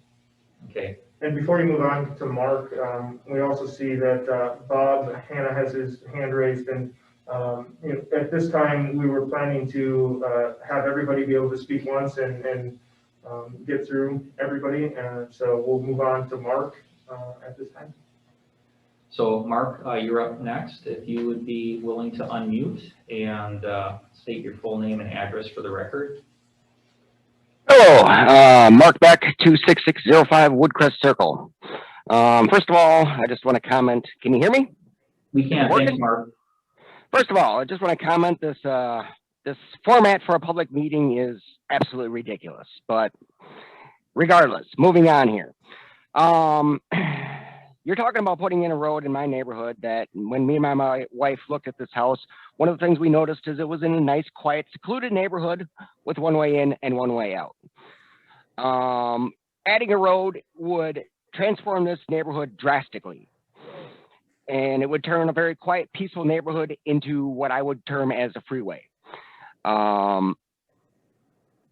With that being said, and once you open up the freeway in 2 to 3 years, you will have to go through and repave and put down pavement on the road. There's no way the existing road to be able to handle the traffic of 100 cars or as has been mentioned, up to 1,000 cars. That's just not going to happen on the existing road. So then a few years after that road's put in and the path is opened up, then we are all hit with an assessment. And actually, from what I recall back a few years ago, when they were talking about putting in the sewer and they had different proposals out, I want to say there was a number just to put in pavement and curb was something like $57,000 per house. I could be wrong, but it was ridiculously high. So that's one aspect. The second aspect about adding 100 more cars or even up to 1,000 more cars. We have kids that walk up and down that hill every day, snow, rain, sun, to get to the bus stop. What are you going to do to mitigate the fact that you're going to have 100 more cars, up to 1,000 more cars, putting those kids walking up and down the hill into danger? Now, my brother works for Schmidt & Sons, the bus company. He's actually in management, and when he got this position, I asked him about what it would take to get a bus to come up to the top of the hill. And when he looked into it, his response to me was they would not do it because the roads weren't wide enough to turn around safely. It wasn't a matter of he never mentioned anything about the steepness of the hill. What he mentioned, and I had not known about, was the fact that they were concerned about being able to turn the buses around safely in winter. And so that being said, I would also like to point out, we've lived here for 12 winters. I'm not aware of any instance of an emergency vehicle not being able to get up here. I don't believe there ever has been. Actually, the last snowstorm, there was an emergency vehicle up here across the street from my house in the snowstorm. And in the 12 years that we have lived here, there's been only one time where we've had a vehicle ended up having to park at the bottom of the hill. And it wasn't due to snow, it was due to ice on the road. It was literally freezing rain. I couldn't even stand in my driveway without sliding down the driveway. So not being able to get up the hill is not a surprise there. Honestly, that wetland area, I'd hate to see it go. I appreciate it. It keeps the deer around here and all the other wildlife. We've ended up, I'm on the other side of the hill from the pond, but even we've ended up with turtles coming up to our house and having to take them back to the pond. So that's all I got. I mean, the kids already walk up and down the hill all the time, every day. The last thing I'd like to do is, or last thing I'd want to see is any increased traffic putting those kids in danger. So thank you much for listening to me here. All right, thank you, Mark. I appreciate your comments. One question I have for Rich, it's a question or a comment that Mark had made. He had mentioned that the wetland would go away. Would the impact be sufficient to make the wetland go away entirely, or what's the degree of impact to the overall wetland area? Well, I don't want to see any of the wetland go away. Okay. It's not just part of it, any of it. Okay. Rich, do you want to talk, is there anything additional you can provide related to the wetland impact based on the level of design? Really nothing more than I said earlier. We would do what we could to minimize it, but there would definitely be some. I don't see a way around.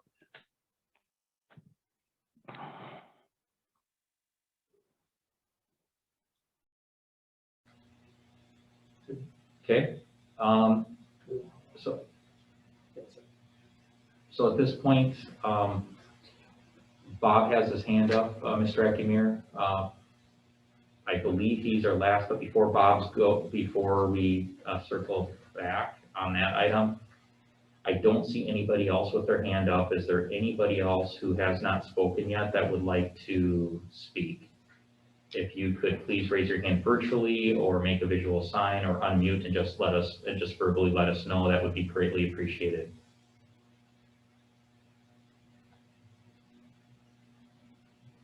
Okay, everybody that has had an opportunity to speak, Mr. Ekimir, Bob is asking to speak again. How does the council want to handle that? Should we open to it, or should we move on to council discussion? I would let him speak. Me too. All right, Bob, you get your second bite at the apple. If you would come back on, and again, please state your name and address for the record.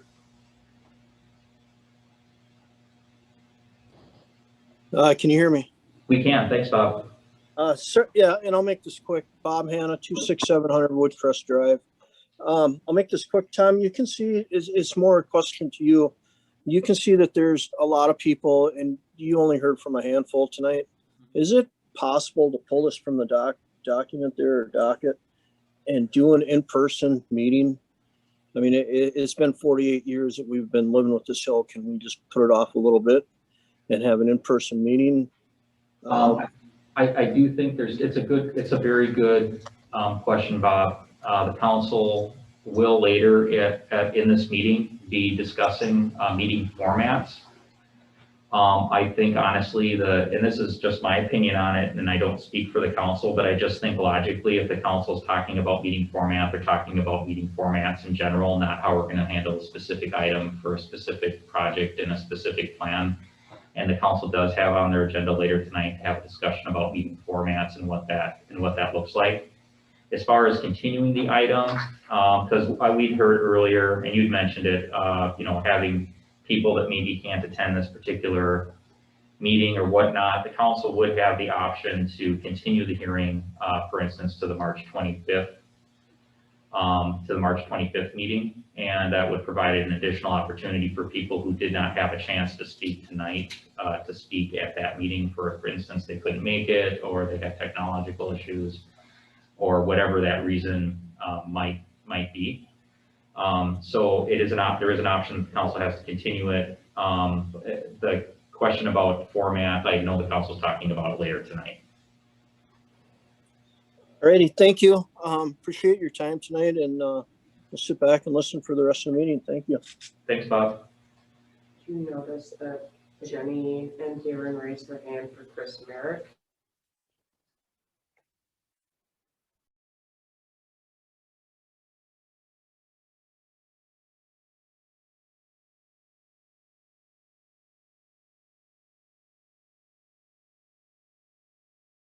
I noticed that Jenny and Derek raised their hand. Chris, are you, for Chris Merrick, Chris, are you on? Little skippy there. Chris, are you on? Yes, can you hear me? Yes. Okay. I didn't have the internet availability, so I came over to Darren and Jenny's house. I just wanted to make my opinion known that obviously I am not for the road. Yep.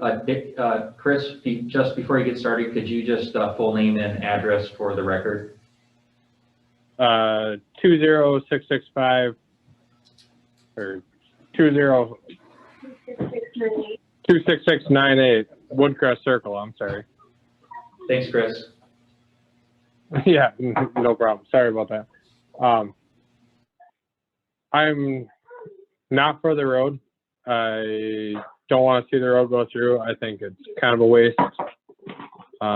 I drive vehicles up the hill that are not a whole lot different than the emergency vehicles. I don't see the real issue. I think the public works department's been doing a really good job treating the hill. They pre-treat it. They do a good job. I don't think that there's a big risk. Definitely, I think on like a $200,000 budget, I don't think that you're ever going to get that road pushed through on that.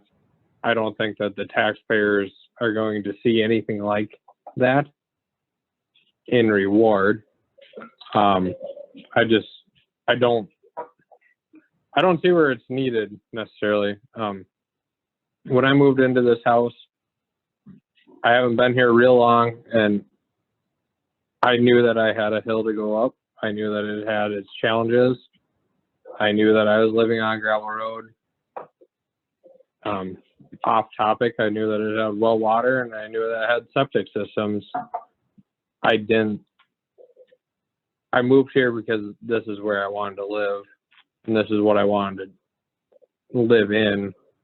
So to keep changing it, I think is kind of the wrong idea, and to keep pushing taxes on property that people don't want, I just don't understand why we're trying to do that. The police department, I mean, they're upgrading, they're getting all-wheel drive vehicles. I think that they don't have a problem getting up here. I think that the fire department has access to equipment that can get up here. We've had 2 or 3 firefighters comment on here. I don't think that it's a big deal. I guess that's all I'll say. I'm not gonna argue or raise a big concern or argument, but I just don't think that it's worth our time right now or money, and there's better places to spend this money. Thank you.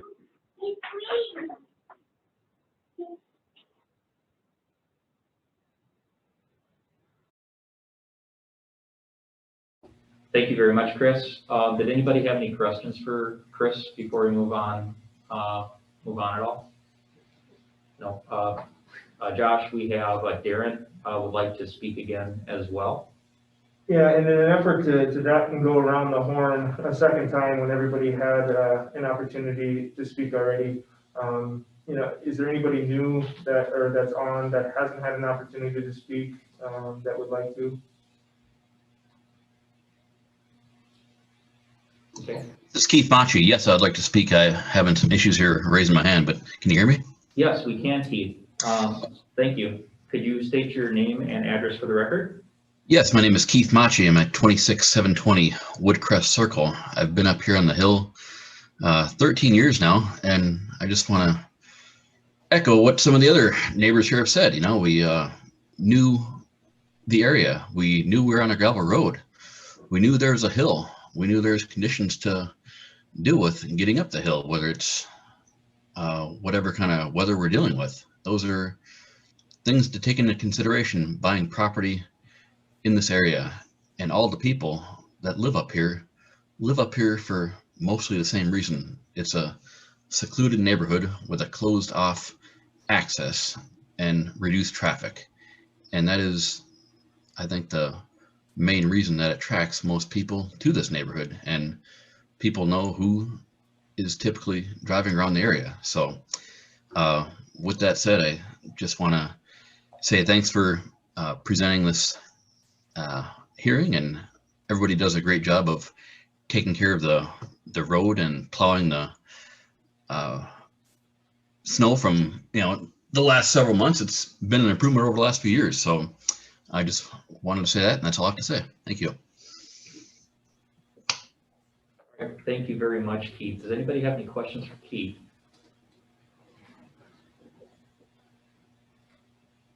Is there anybody else that would like to speak that hasn't already? If you would like to, please raise your hand or indicate by waving or some other motion. At this point, probably just unmute yourself and just simply state it, just as Keith did, that you'd like to speak. We still have Darren with his hand up, Mr. Acting Mayor.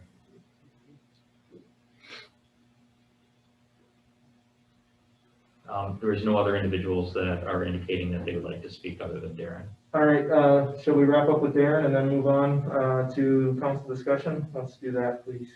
Okay, so our last speaker this evening will be Darren. Darren, could you unmute and then just again for the record, please state your name and address. Yes, Darren Panett, 10190 Ponds Way. I'll keep it brief. I tried to the first time just for respect of other people. So I have a 10-year-old and a 7-year-old, and I want to piggyback on what Jeremy said about his daughter. When I showed my kids the map of where this road is proposed to go, my daughter's immediate reaction is, what's going to happen to all the animals back there? My son, who is joining Boy Scouts next year, had a reaction to, how can they do this? How can we lose a wetland area? Can they even put a road there? Which was a question of mine, whether the DNR would allow it, because they won't allow me to put duck boxes on the other side of the pond from my house, despite the fact that we own the property, because I don't have direct access, and I would have to go through a wetland area to access those duck boxes. So I find it odd that whether the DNR can or can't stop it, the city would decide to go through an area like that. And honestly, I find it fairly appalling, considering human beings have done nothing but trample on the habitat of wildlife for years and years. We have a city that has a lot of habitat and a lot of people that moved here for that reason. And whether we moved here to view the wildlife or not, I think conservation should be our #1 priority, which my son, in going into Boy Scouts, has made his #1 priority. And we do everything we can to reduce our energy usage and our impact on the land in general. We don't salt, we don't do a lot of different things just for conserving the land and keeping things the way they are. So I guess that's about all I want to say, but this impacts everyone from hold on up to people in both neighborhoods. I don't think anybody wants this, and I think that needs to be respected first and foremost. And I would also like to reiterate what Bob Hanna said, and I do think that this should go to a public meeting out of fairness for people that don't have access to Zoom. But that's really all I have to say. Letting me speak again, and I will go to mute. Thank you, Darren. Again, I would like to correct everybody, this is a public meeting, and that was published. It is a different format. You are absolutely correct, and it is different than in person, but this is a public meeting. With that, if there's no other if you're taking no other speakers, Mr. Acting Mayor, it would be appropriate to, I think at this point, since there was a request whether or not we were going to continue with have a discussion, whether or not the public hearing and the public comment is going to be continued for those that could not speak tonight to the March 25th meeting, or if you'd be closing the public hearing tonight. Well, and I guess before we do that, do you have any recommendation of us having a discussion first and talking before getting into that discussion, asking some of the questions that I've written down for staff, or things that Yes. Kate would want to share, and do that first? Yes, well, we have, well, yes, that would be a good thing to do is if there's follow-up questions, but I do think before, if you don't intend to close the hearing and continue it, you should take that action. You know, don't unintentionally close it if the intention is to continue it to a future meeting. Okay. So I would like to see us continue the meeting to March 25th for a couple of reasons, and I don't know if it's possible, but I would like to see if there's a way to be able to include the public, whether we go to the library, whether we figure out some way to be able to include those that, a few of them, maybe they have to come in advance and let us know that they're coming, or those that have not been able to speak today could come.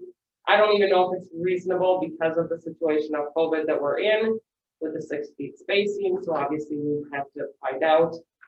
But then I think that'll also allow us to have Joe here with us on the 25th as well. Yeah, the mayor had requested that the decision be pushed to the 25th because he wasn't going to be here, and anytime you're making a large plan adoption, that's always ideal, and our timelines did accommodate us to be able to do that. With regards to the public, if you're going to have a public meeting where you're going back to normal, where everybody's in the same room, you can't be exclusive on who can come in and who cannot from the public. Either the public can come or they can't, so to speak. So I think it's all of one or the other. So I think the discussion about whether or not we would change our meeting format to full in-person meetings is a good discussion. And it would be just whatever the council would choose to do, but you can't do half of one. You can't do halvesies. It's either all in or not. And I was just putting it out there just because of restrictions that we have to do. I'm on board too. You know, I think it's appropriate to continue the hearing, because that's what we're talking about right now, is to continue the hearing onto the next meeting and being able to look at a possibility of an alternate venue to have more capacity, because the only reason why we're not having people in chambers at this point is because we do have a smaller room that's not capable of following the guidelines set forth by the state, whether we like them or not, whatever your opinion is on it, that's the way it is. We're city officials, so we have to follow those guidelines. And so I would be open for looking for an alternative venue to have more capacity to have people in person. Just to piggyback on that, it would also, if we were to continue the hearing, give those that are not able to attend via Zoom or in person to have something written and sent to City Hall that could be read into the record. So that's another option. So I would support continuing the hearing as well. I would think that we would open the hearing to those who haven't spoken yet. Is that accurate? Are we able to do that so that we can efficiently get through each person that would like to speak? Yes, I think I'll look for clarification from the city attorney, but it's my understanding that you've already taken public comment from those that were here this evening. You could limit public comment since it's a continuation of the same hearing to those that have already spoken. Is that correct, Andrea, or not? No, it is, but that decision will need to be made by the mayor at the time of the continued hearing. And I guess I would just add, I'd be open to, continuing the public hearing to the 25th. Now, whether we can guarantee we can pull off an in-person one, that's still, I would say, very much up in the air. So it may be just another Zoom meeting to allow for folks that haven't been able to get access tonight or felt like there was not enough notification or ability to join, to find alternative means to potentially join via Zoom for that 25th meeting if the in-person one isn't possible. So I guess continuing it doesn't guarantee, is what I'm trying to say, it doesn't guarantee that it's going to be in person. And I think Well, I would point out too that you can dial in by phone, right? You don't need to have internet access. You can use a phone to dial in and be able to, we would give instructions at the beginning of the meeting like we always do of how that would work as far as how they would raise their hand on a phone and things of that nature to be able to be heard. And Amanda did bring up a good point too. If you are not able to either do the phone or Zoom, it's 2 weeks from now, we could get written letters to go on record as well. So Correct. If we got them in time, they'd go out in the packet, and if they came in after the packet was sent out to the meeting, they would be read into the record as part of the hearing. And Tom, would be fair to say that, I mean, the city could potentially post something on Facebook with some of these additional instructions or notifications in addition to anything else that we would do. Absolutely. We would put that, and we would encourage any, members of the council on their personal pages and anybody that attended tonight that is aware that's there to spread it far and wide, so to speak, so that there's the greatest knowledge about the meeting. But yes, if the details of that upcoming continuation of the hearing definitely can be put on the city social media page. And we have a link in the upper left-hand corner of the city website that's a link directly to basically to the information for the meeting as well online. So hearing that, there's pretty much consensus on wanting to continue the hearing, what else do you need from us at this point to do that? And second question, do we get into some of the council discussion now, or do you recommend waiting to the 25th to have that council discussion? What I would suggest is that it's perfectly okay if you have questions, because we have, if it's a question of a resident, we have residents that are here tonight to ask questions so that you can build your knowledge base for that continued discussion. But if you're continuing the meeting to the 25th with the intent of receiving additional feedback and information, I think that creates an issue of logic that if you're starting to get to what the decision is before you've received all that information, I think it would be appropriate to ask questions, have discussion, but kind of step back from going to the conclusion until after all of that information has been received and save that portion of the discussion for the 25th. All right, so is there any, so we'll end the public comment period for tonight. Do we need a motion now before we get into the discussion by council? Yes, what I would suggest, our meeting on the 20, it's a big meeting that night, so we're not holding a work session, so the meeting time will move up to 6 o'clock. So what I would recommend is a motion to continue the public hearing to the March 25th council meeting at 6 o'clock p.m. So moved. Second. Okay, I heard. I'll give it to Kate. Okay, so motion by Councilmember Timmerman, second by Councilmember Novak. Call the roll. Councilmember Schinke. Aye. Councilmember Novak. Aye. Councilmember Timmerman. I Acting Mayor Berg. Aye. Motion passes. At this point, with the public portion closed and the continuation, if the council wants, you can continue discussion, ask questions, or you could push that to the next meeting. What do you guys think? I think if you have questions, ask them. Okay. Anybody want to start? I actually don't have any. I don't have any. I have one question, which I think is for Rich. Is it possible during the design process, if we were to move forward with the road, that it would be determined it was not a good project and we would be not going forward. Sure. Yeah, you can, up to the point where they break ground, you can, ideally it's better to not wait that long, but until they break ground or even when it's built, it's not too late. In terms of a long-term flexibility standpoint, probably the key item would be to preserve right-of-way in case something would change. And I'm not even suggesting that it might on behalf of the residents or the city, but that would be probably the key thing in terms of flexibility, is just preserving the bit of right-of-way from the lot. Even if you sell the lot, you could grant that easement to the city and then sell the remainder. But that's a good question, Councilmember Novak, is, as we've indicated, the level of planning at this point is very high level for purposes of generating numbers for financial planning as we move through.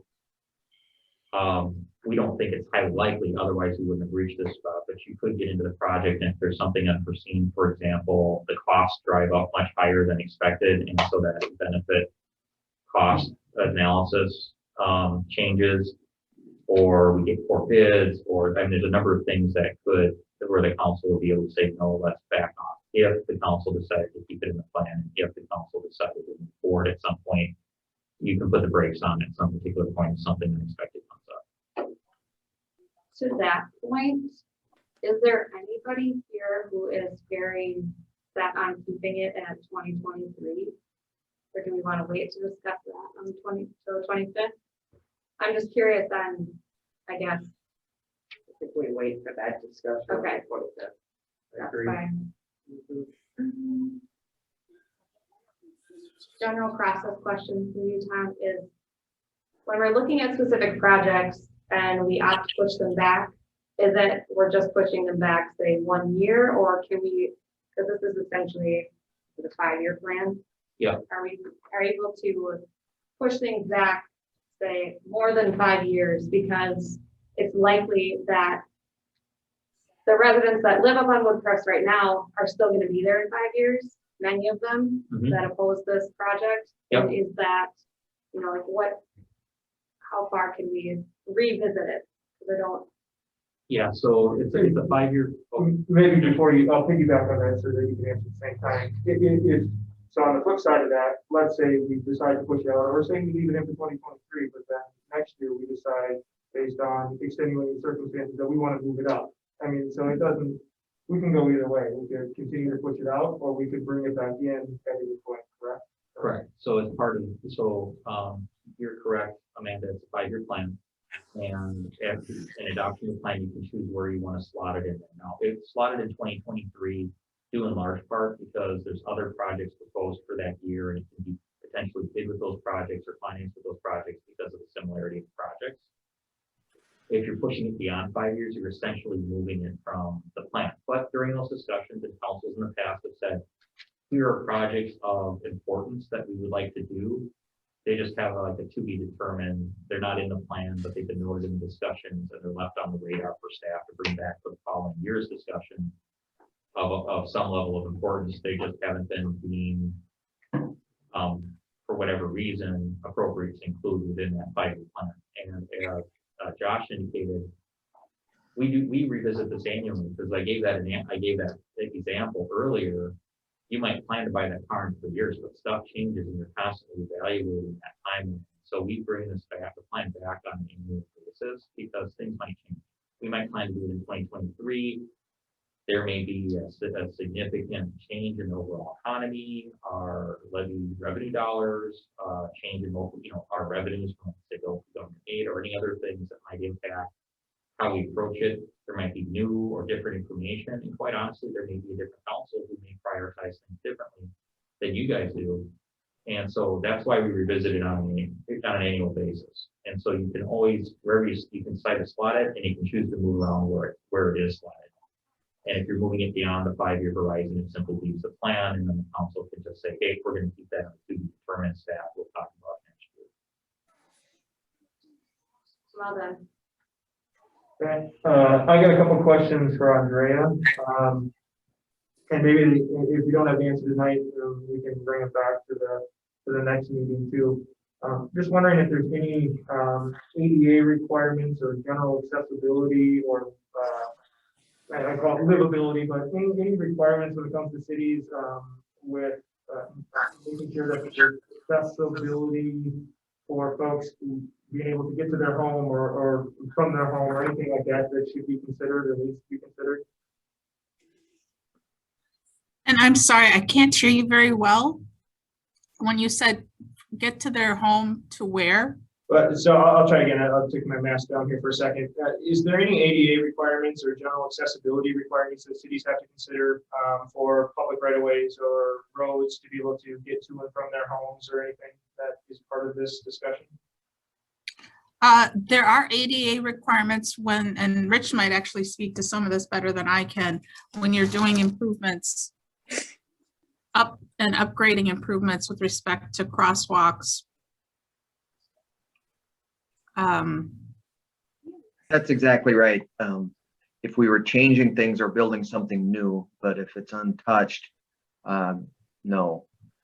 For example, when we did the overlay projects, any head ramps that we touched, we did upgrade to meet current standards because it's required. So then a second question for you, Andrea. Now that we can debate the merits of my statement here, but that it's a known potential safety risk. Can the city be held liable or sued if a tragic event were to occur and we weren't able to properly respond or quickly respond to an incident? Could a resident or their family sue the city or come after the city for not acting on this at this point in time? No, it's a policy decision, and you have total discretion with respect to a policy decision, and there's governmental immunity for those decisions. So Andrea, this basically gets back to that policy decision of the cost benefit, and there's always risks. You could spend millions and millions of dollars to try and mitigate every risk, but it's up to each individual council to make that determination locally where the benefit is. Is that correct? That's correct. I think I will hold my other questions for the next one. So yeah, I think we'll just hold them for the next one. Anybody else have any final thoughts or questions for staff? Okay. Hearing Well, none. actually, you know what, I do have one, just curious, this one's for Corey. Can you hear me?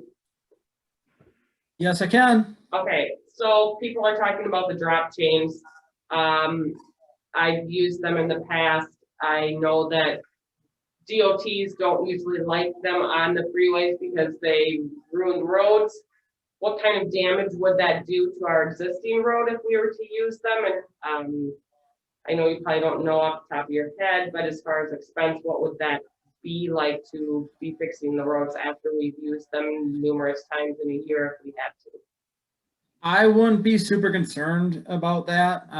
We have them on our trucks just for when it is slippery, when it is icy. 90% of the time we don't use them, but when we do, it's coming into a hill or coming up to taking off from a stop sign or something like that. We're doing 15 miles an hour, 20 miles an hour tops when they're down. And like I said, yeah, will they help you get up the hill? Yeah, they will. Is it a 100% guarantee? Absolutely not. So yes, it will help, but I know that. I just wanted to know if there was going to be a huge increase in preventing our roads and making certain that they're. No, I don't think so.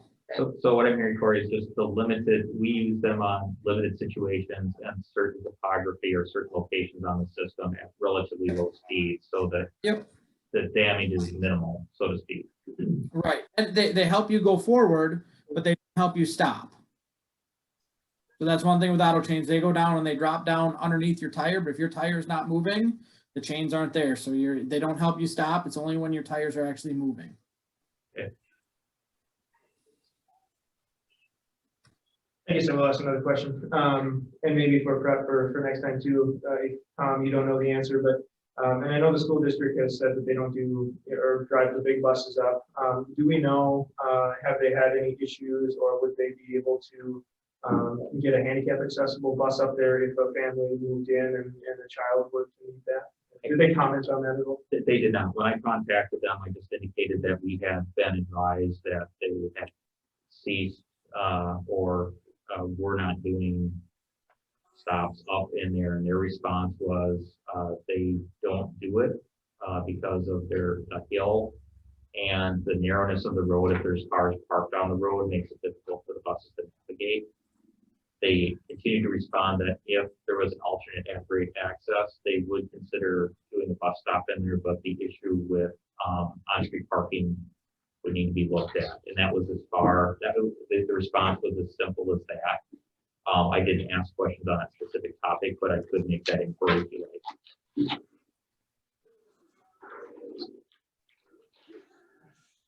So many questions.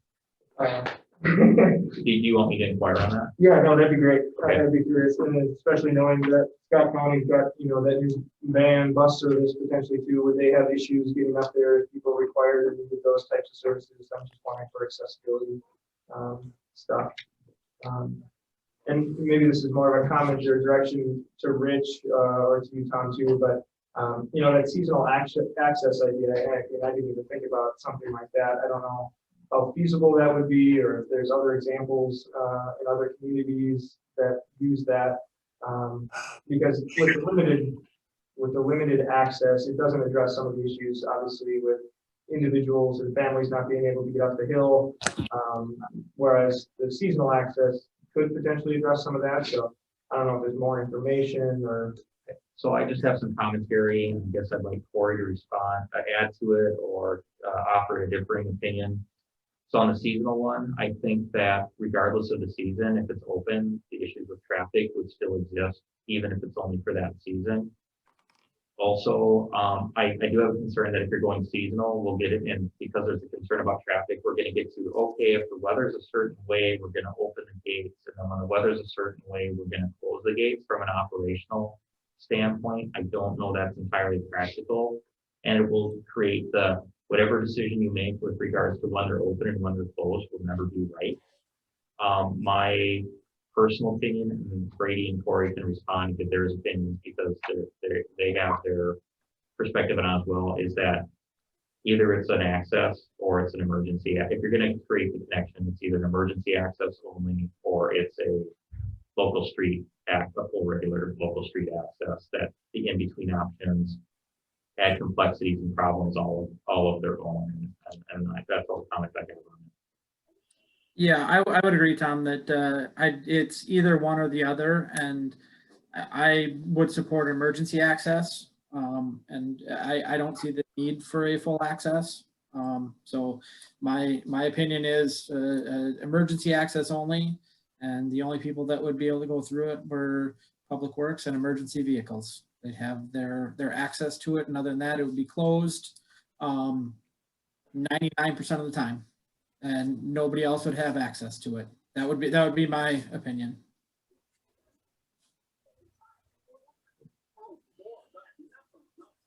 Well, assuming there's no more discussion from council, and just wanting to reiterate again, the intent will be to carry forward or continue the public hearing until March 25th at 6 p.m.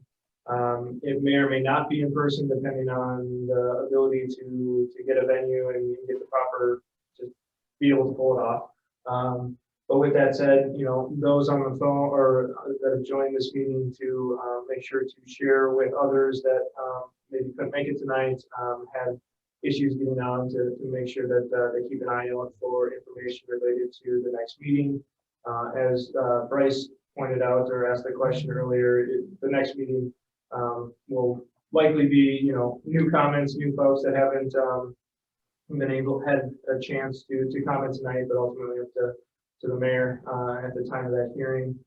And then anything else, Tom, related to this that No, unless the council has more questions or more discussion, staff doesn't have anything to add. Just follow up. I think we will post a notice that the hearing in social media that the hearing was continued. Because normally you don't republish a notice in the paper since it was continued from the initial point, but we'll put something in social media and we'll just indicate details on the location and format of the meeting will be forthcoming until that decision's been made or it's been fully resolved, and then we'll provide a subsequent post with the details. Well, and last, before we move on, and I hope I can speak on behalf of the council, just to thank everybody for taking the time, prior to this meeting, to do the discussion on Tuesday with Joe and Kate, and then to, get out and put out the comments tonight. It's been, we hear the emotion, the passion, the interest, everything behind this, and I'll speak for myself, but I don't take it lightly, and I don't think any of us, take decisions like this lightly. So we appreciate everybody being willing to join in and share their thoughts and feedback, and we will look to continue this to the 25th. Okay. Josh, would you like me to move on then? Yes, let's move on to report. Yep, we have No general business, so we can move on to reports. Okay, we only have one meeting item under administration that was added to the agenda, and that is a discussion related to council meeting format. Currently, the council has indicated that they would like to hold a hybrid meeting where the council can be in the same room to facilitate discussion amongst the council and have the public participate via the virtual environment.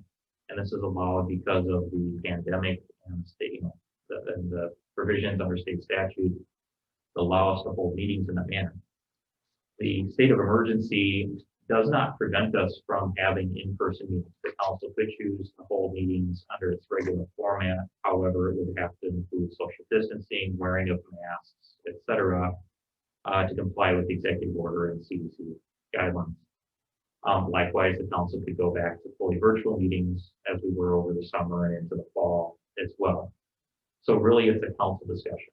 One thing, and I think Councilmember Schenke hit it right on the nose. Social distancing could be accommodated with masks in the council chambers for 95% of the meetings that we have, because we normally don't have a large audience. But when you're talking hearings and you are expecting attendance, our current facilities simply don't accommodate that. We would have to go to another facility. More than likely, we would reserve the community room of the library. It's really the only other reasonably accessible room in the community where you can accommodate with social distancing a large group of people. The trade-off there is you simply don't have the technology there. So you would basically be going back to a full in-person meeting. You wouldn't have the same level of technology for recording. The meetings can be accomplished. We've done it before. It's just not the same high quality, so to speak. But it does provide for you to have people meet face to face. The other thing I do have to point out is there's drawbacks to every option. So, for example, just as is your meeting if you're using technology where you're meeting virtually, there are limitations for people who may not have access to it, aren't savvy at it, don't have reliable connection. Just as when you're meeting in person as well, there are people that have mobility issues, transportation issues, they happen to be out of state or on vacation. For instance, Bob was able to participate tonight because of Zoom, where if he was out of state normally, he wouldn't be able to attend a meeting. As an example, you may have people that, given the ongoing pandemic, due to health issues or personal concerns, feel uncomfortable in their troops. There isn't a right or wrong answer to it. It's a local policy decision, but there are pros and cons both ways. I just don't think it's practical, given our capacity and from practical and technological, to be able to do full bowl. So I think we either have to do meetings the way we're doing them now, full virtual or full in person. We're essentially going back to a normal meeting format, just with social distancing and masks, etc. But that will require for meetings where we expect more than half a dozen people to change venues. Would it be an option to, even for the large meetings, to hold them here, and we would only be able to allow, let's say the 9, or whatever the social distance number of people we could have in this chamber, and the rest would have to file out, stand on dots 6 feet apart throughout the thing, or throughout City Hall, potentially outside. So as far as the legal aspects of that, I will refer to the city attorney. My initial comments are basically going to be on the practical aspect.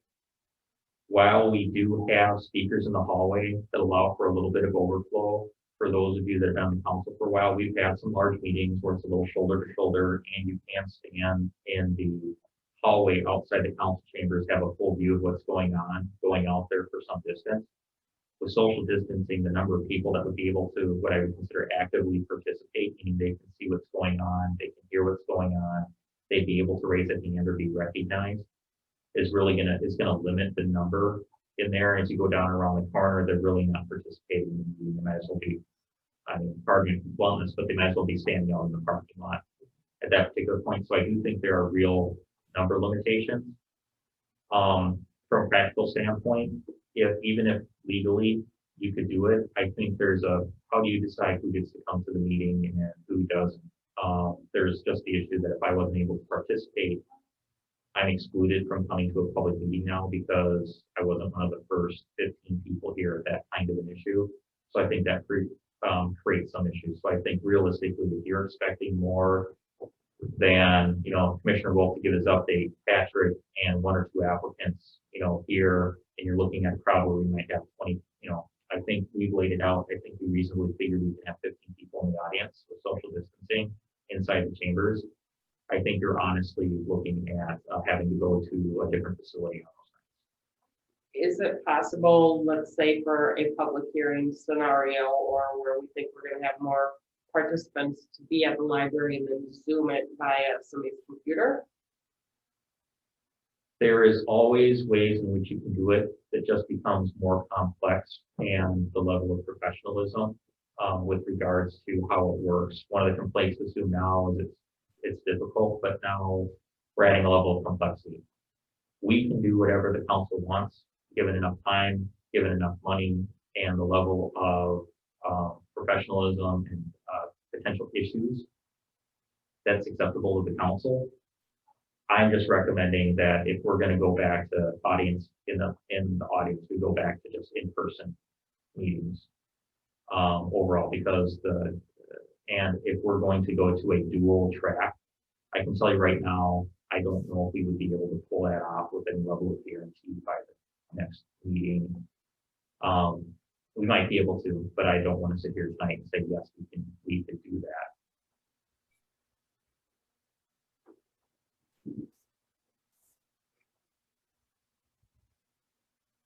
Additional thoughts, comments?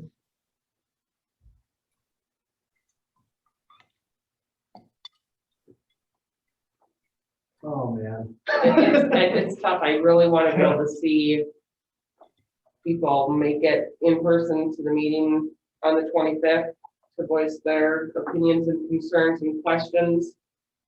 I don't like having my hands tied. It's tough. Do we know for certain that the library does not have the technology to accommodate? They don't have cameras, they don't have a receiving sound system. All of our gear for recording video and recording sound is on our sound rack and our audiovisual system here. They don't have AV projectors or anything. We would bring our projectors and things like that for the presentation. We've done remote meetings up there in the past, and we can certainly do it.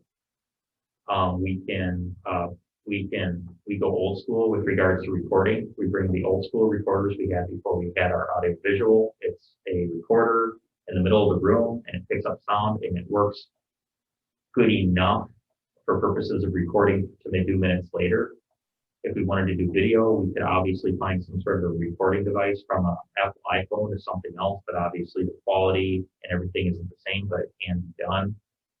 If you wanted to do Zoom, hypothetically, you could have the council participating via Zoom, but then but the participants at the meeting also have to be able to participate in Zoom. So ideally everybody can be seeing everybody doing everything at the same time.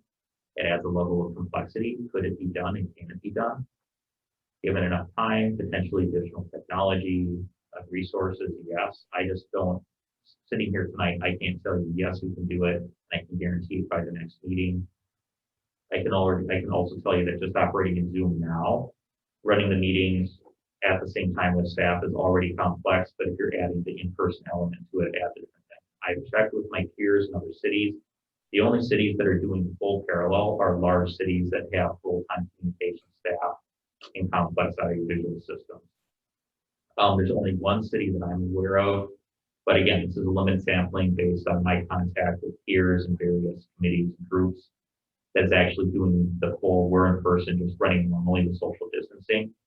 Most cities are operating in a hybrid situation where the council, if they want to, can come to the council chambers to help facilitate better discussion, and the public is participating via a virtual means. And there are still cities that are participating fully virtually as well. It's really up to the particular community, what they feel they can safely accommodate, and what they feel their needs are. Well, I mean, I'll certainly break the ice. I mean, I think this is the best we have right now. And I think there are options, whether it's calling in, zooming in. I think the level of complexity trying to pull something off quickly, I don't know. You guys can disagree with me and think that there's more return on that. But I think this is a pretty good option that we have right now. But I think our hands are tied based on laws that we can't change or control. Yeah. That's the problem. I don't think there's a question here that we would love to have everyone in person and be able to have that discussion and dialogue, but we have certain laws that we have to abide by when it comes to conducting our meetings, and we can't do anything about those. We can't change those. We need the technology, we need the resources in order to comply with those. I think you're right, Josh. I think that is our biggest problem, and it's not that we don't want people here in person, but our hands are kind of tied. We really don't have any other options. And that's what I meant when I said I don't like having my hands tied. It's not within the city here, it's within the executive orders that have been put forth on us that makes it difficult. And we can meet, and I just want to be clear for those that might be listening to the discussion, and there's a number of people on still, and some going to ask about this. We can meet in person, but I just want to make sure it's clear as to what the situation is. We would meet at the library community room. We would socially distance it. But I think if you're also wanting to Zoom the meeting at the same time, it adds a level of complexity that I'm not sure what the quality would be, and we would still have time to resolve it. And that question came up tonight, so I don't have the ability to fully answer it. We know what we did tonight. I'll be honest, later I'll talk to the council. I think one of the things we need to consider is removing masks when we talk. I've got some chat back that we are muffled when we talk, and under the executive guidelines, under public meetings, you can remove your mask if you're the person speaking, as long as you put it back on, as long as the council is okay with that. Staff is happy to do whatever the council directs. If you direct us to find a full parallel, fully inclusive meeting, we will do our best to present the best product that we can within the time frame that's given. I just can't give guarantees at this moment in time. And I think based on our previous discussion at the last meeting, I mean, we didn't want to rush into, going full bore with stuff. And, where I also worry that there are folks that maybe not tonight, maybe not next time, but wouldn't choose to go in person because of the current situation that we're in for personal reasons, health reasons, some of the other things that you discussed, mobility stuff. And now to not have that option to Zoom or to join remotely, now we're locking them out. So, I think this is, again, I go back to saying it's the best option we have at this time with the circumstances that we're all facing. And I think we try to do the best we can with that. My experience has been that these Zoom meetings, we've had more participation from the public. I don't have as many years as Josh or Kate, but I feel like this has been a positive move for us. I mean, we were forced into it, but we've had a lot of participation. But again, I don't, from past when there has been, you know, hot items, I don't know what kind of turnout there's been. I mean, you said shoulder to shoulder, but it does not happen very often. It does not. I mean, I just practically speaking, in your experience, Amanda and Bryce and Kate and Josh, I think they'll agree that 95% of the time our audience is less than half a dozen people. But we do have those meetings from time to time, like this one where we have projects or incidents that draw the attention of, and you have the public want to participate more, and we do want the public to participate. But most items just don't rise to the level to get that number of people. But we do have that from time to time. We just can't accommodate it here. We can accommodate it up there, but it's a trade-off. If you're gonna have people in person, you're not gonna be able to have some of the benefits we have of the Zoom technology that we have at City Hall and vice versa.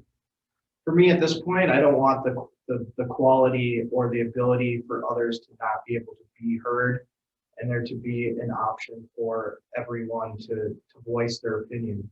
I feel like if we move it to the library, we try to throw things together, we might be excluding somebody who's not able to get the quality that they could if we had the equipment, so on and so forth. So to me, I think we kind of have to fall on the sword and work with what we have right now.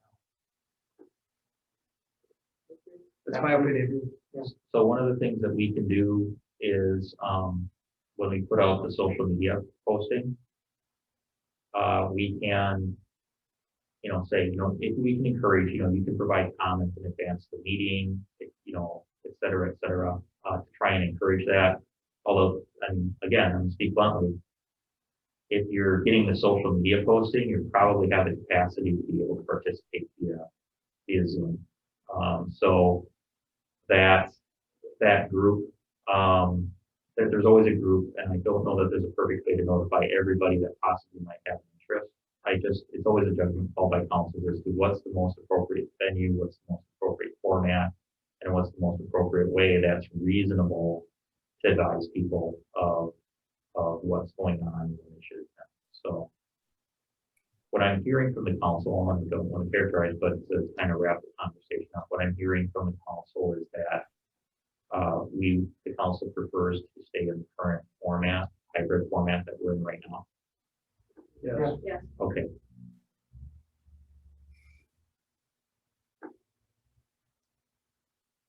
Anything else under administration? No, I do not know if there's any questions for me on anything. So it works.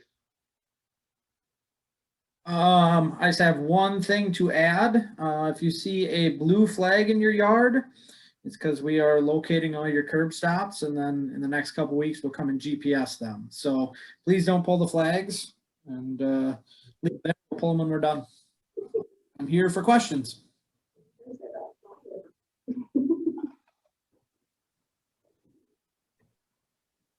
All right, police department. Brady, Hollywood. You're on mute, Brady. I do not have anything in the interest of time. I have a question. Can I see the video Yeah. The video? of well, it's not called Mace, I can't remember. Oh. Oh, Well, since you asked the question and you opened the floodgates, yes, this last month, to be extremely progressive and give our officers the best tools out there for less lethal and de-escalation, we switched our chemical defense spray to a new product from a company out of Minnesota called Repulse. And it's comes from an agricultural base, and it had agricultural purposes. And when sprayed into the face, it causes intense burning, eyes shutting, and a lot of pain. And in order to show my officers how you can recover from it and how awesome it is, I decided to take a full dose of it. It's just conveniently, the video is too big to email or share. I'll be by tomorrow. If you would like to see your chief in a lot of pain, come by my office. We'll arrange a time and you can watch the video. I'm looking forward to it. I guess my other question is, how much did Mr. Bell enjoy that opportunity? The smile on his face was genuine. It's not often you get to spray your boss in the face with a chemical irritant. But actually today we received our supply of that product, and our officers now have it on their tool belts. So the big thing about it, Council Member Bryce, as being a police officer, probably had to have pepper spray sprayed on him, and it's the worst thing. This product, what makes it superior to everything else is the humanity of it, because you can decontaminate with just a few ounces of water, about this much water in a water bottle, and it totally eliminates the burn. So that's part of the reason why we went to it, is because you can decontaminate it so quick. And Brady, isn't one of the other issues is that pepper spray gets on everything, and it creates issues for the officer as well in close contact because it's in the air and everything else? Yeah, and my plan was next month to kind of go more in depth about it. But really it's safer for the person. It's safer for the officer. It might not sound like it when you spray somebody in the face with something that causes their eyes to shut and to feel like burning, but you can decontaminate it. And say the council chambers there, if I pepper sprayed somebody with the traditional pepper spray we carried, the entire room would be subject to that. You'd have to leave and you couldn't use that room. With this product today, as a matter of fact, at a demonstration in Prior Lake, we sprayed it in the middle of 15 people and all of us standing around, and no one was affected. So it's a far superior product. It's awesome. The video makes my eyes water right now even thinking about it, but it's something else. So So in other words, Brady, you're telling us that you could show us live at our next meeting how it works? yeah, whichever one of you wants to take it. Because they asked me again today and they showed my video at the training, and I'm like, no, never again. So any other questions about anything else? Otherwise, my intent, I did state right away, I meant to keep it short, so. Well, I think we're gonna thank you, Brady. Fire department, We have nothing. engineering, I have nothing. community development. I'm looking on to see if Renee or Haley are on. Renee is still on and Haley are on, if they have anything to add.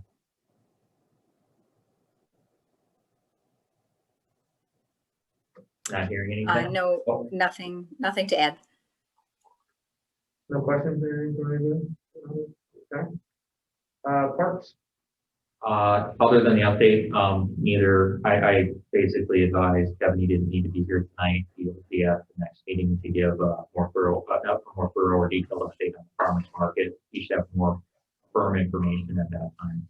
Has everyone, speaking of farmers market, has everyone seen the post out there where St. Paul Farmers Market on Facebook has asked what is the likelihood that people would use us if we were to go into Elko New Market? If you haven't seen the post, get on there and say yes. I did share it. It's a sponsored post, so it comes up if you can't, I couldn't find it on their page, but it's like popped up a couple times for me in my newsfeed. But yeah, it was kind of like a sneak peek of hopefully good news.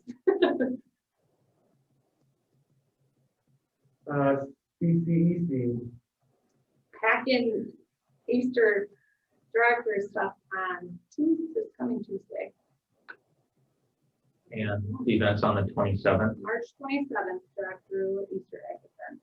Easter basket. All right, other committee reports, scale is tomorrow.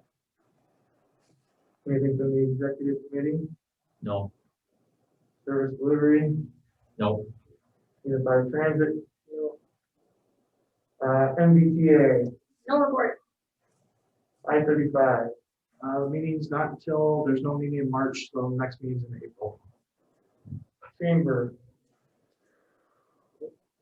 Nothing. Any discussion by council? Otherwise, a motion? Motion to adjourn. Second. so we have a motion by Councilmember Timmerman, a second by Councilmember Shanky. Calling the roll. Councilmember Shanky, Aye. Councilmember Novak, I Councilmember Timmerman, Aye. Councilmember Burt, Aye. on. Okay, passes. All right, meeting is adjourned. Thank you. Thank you.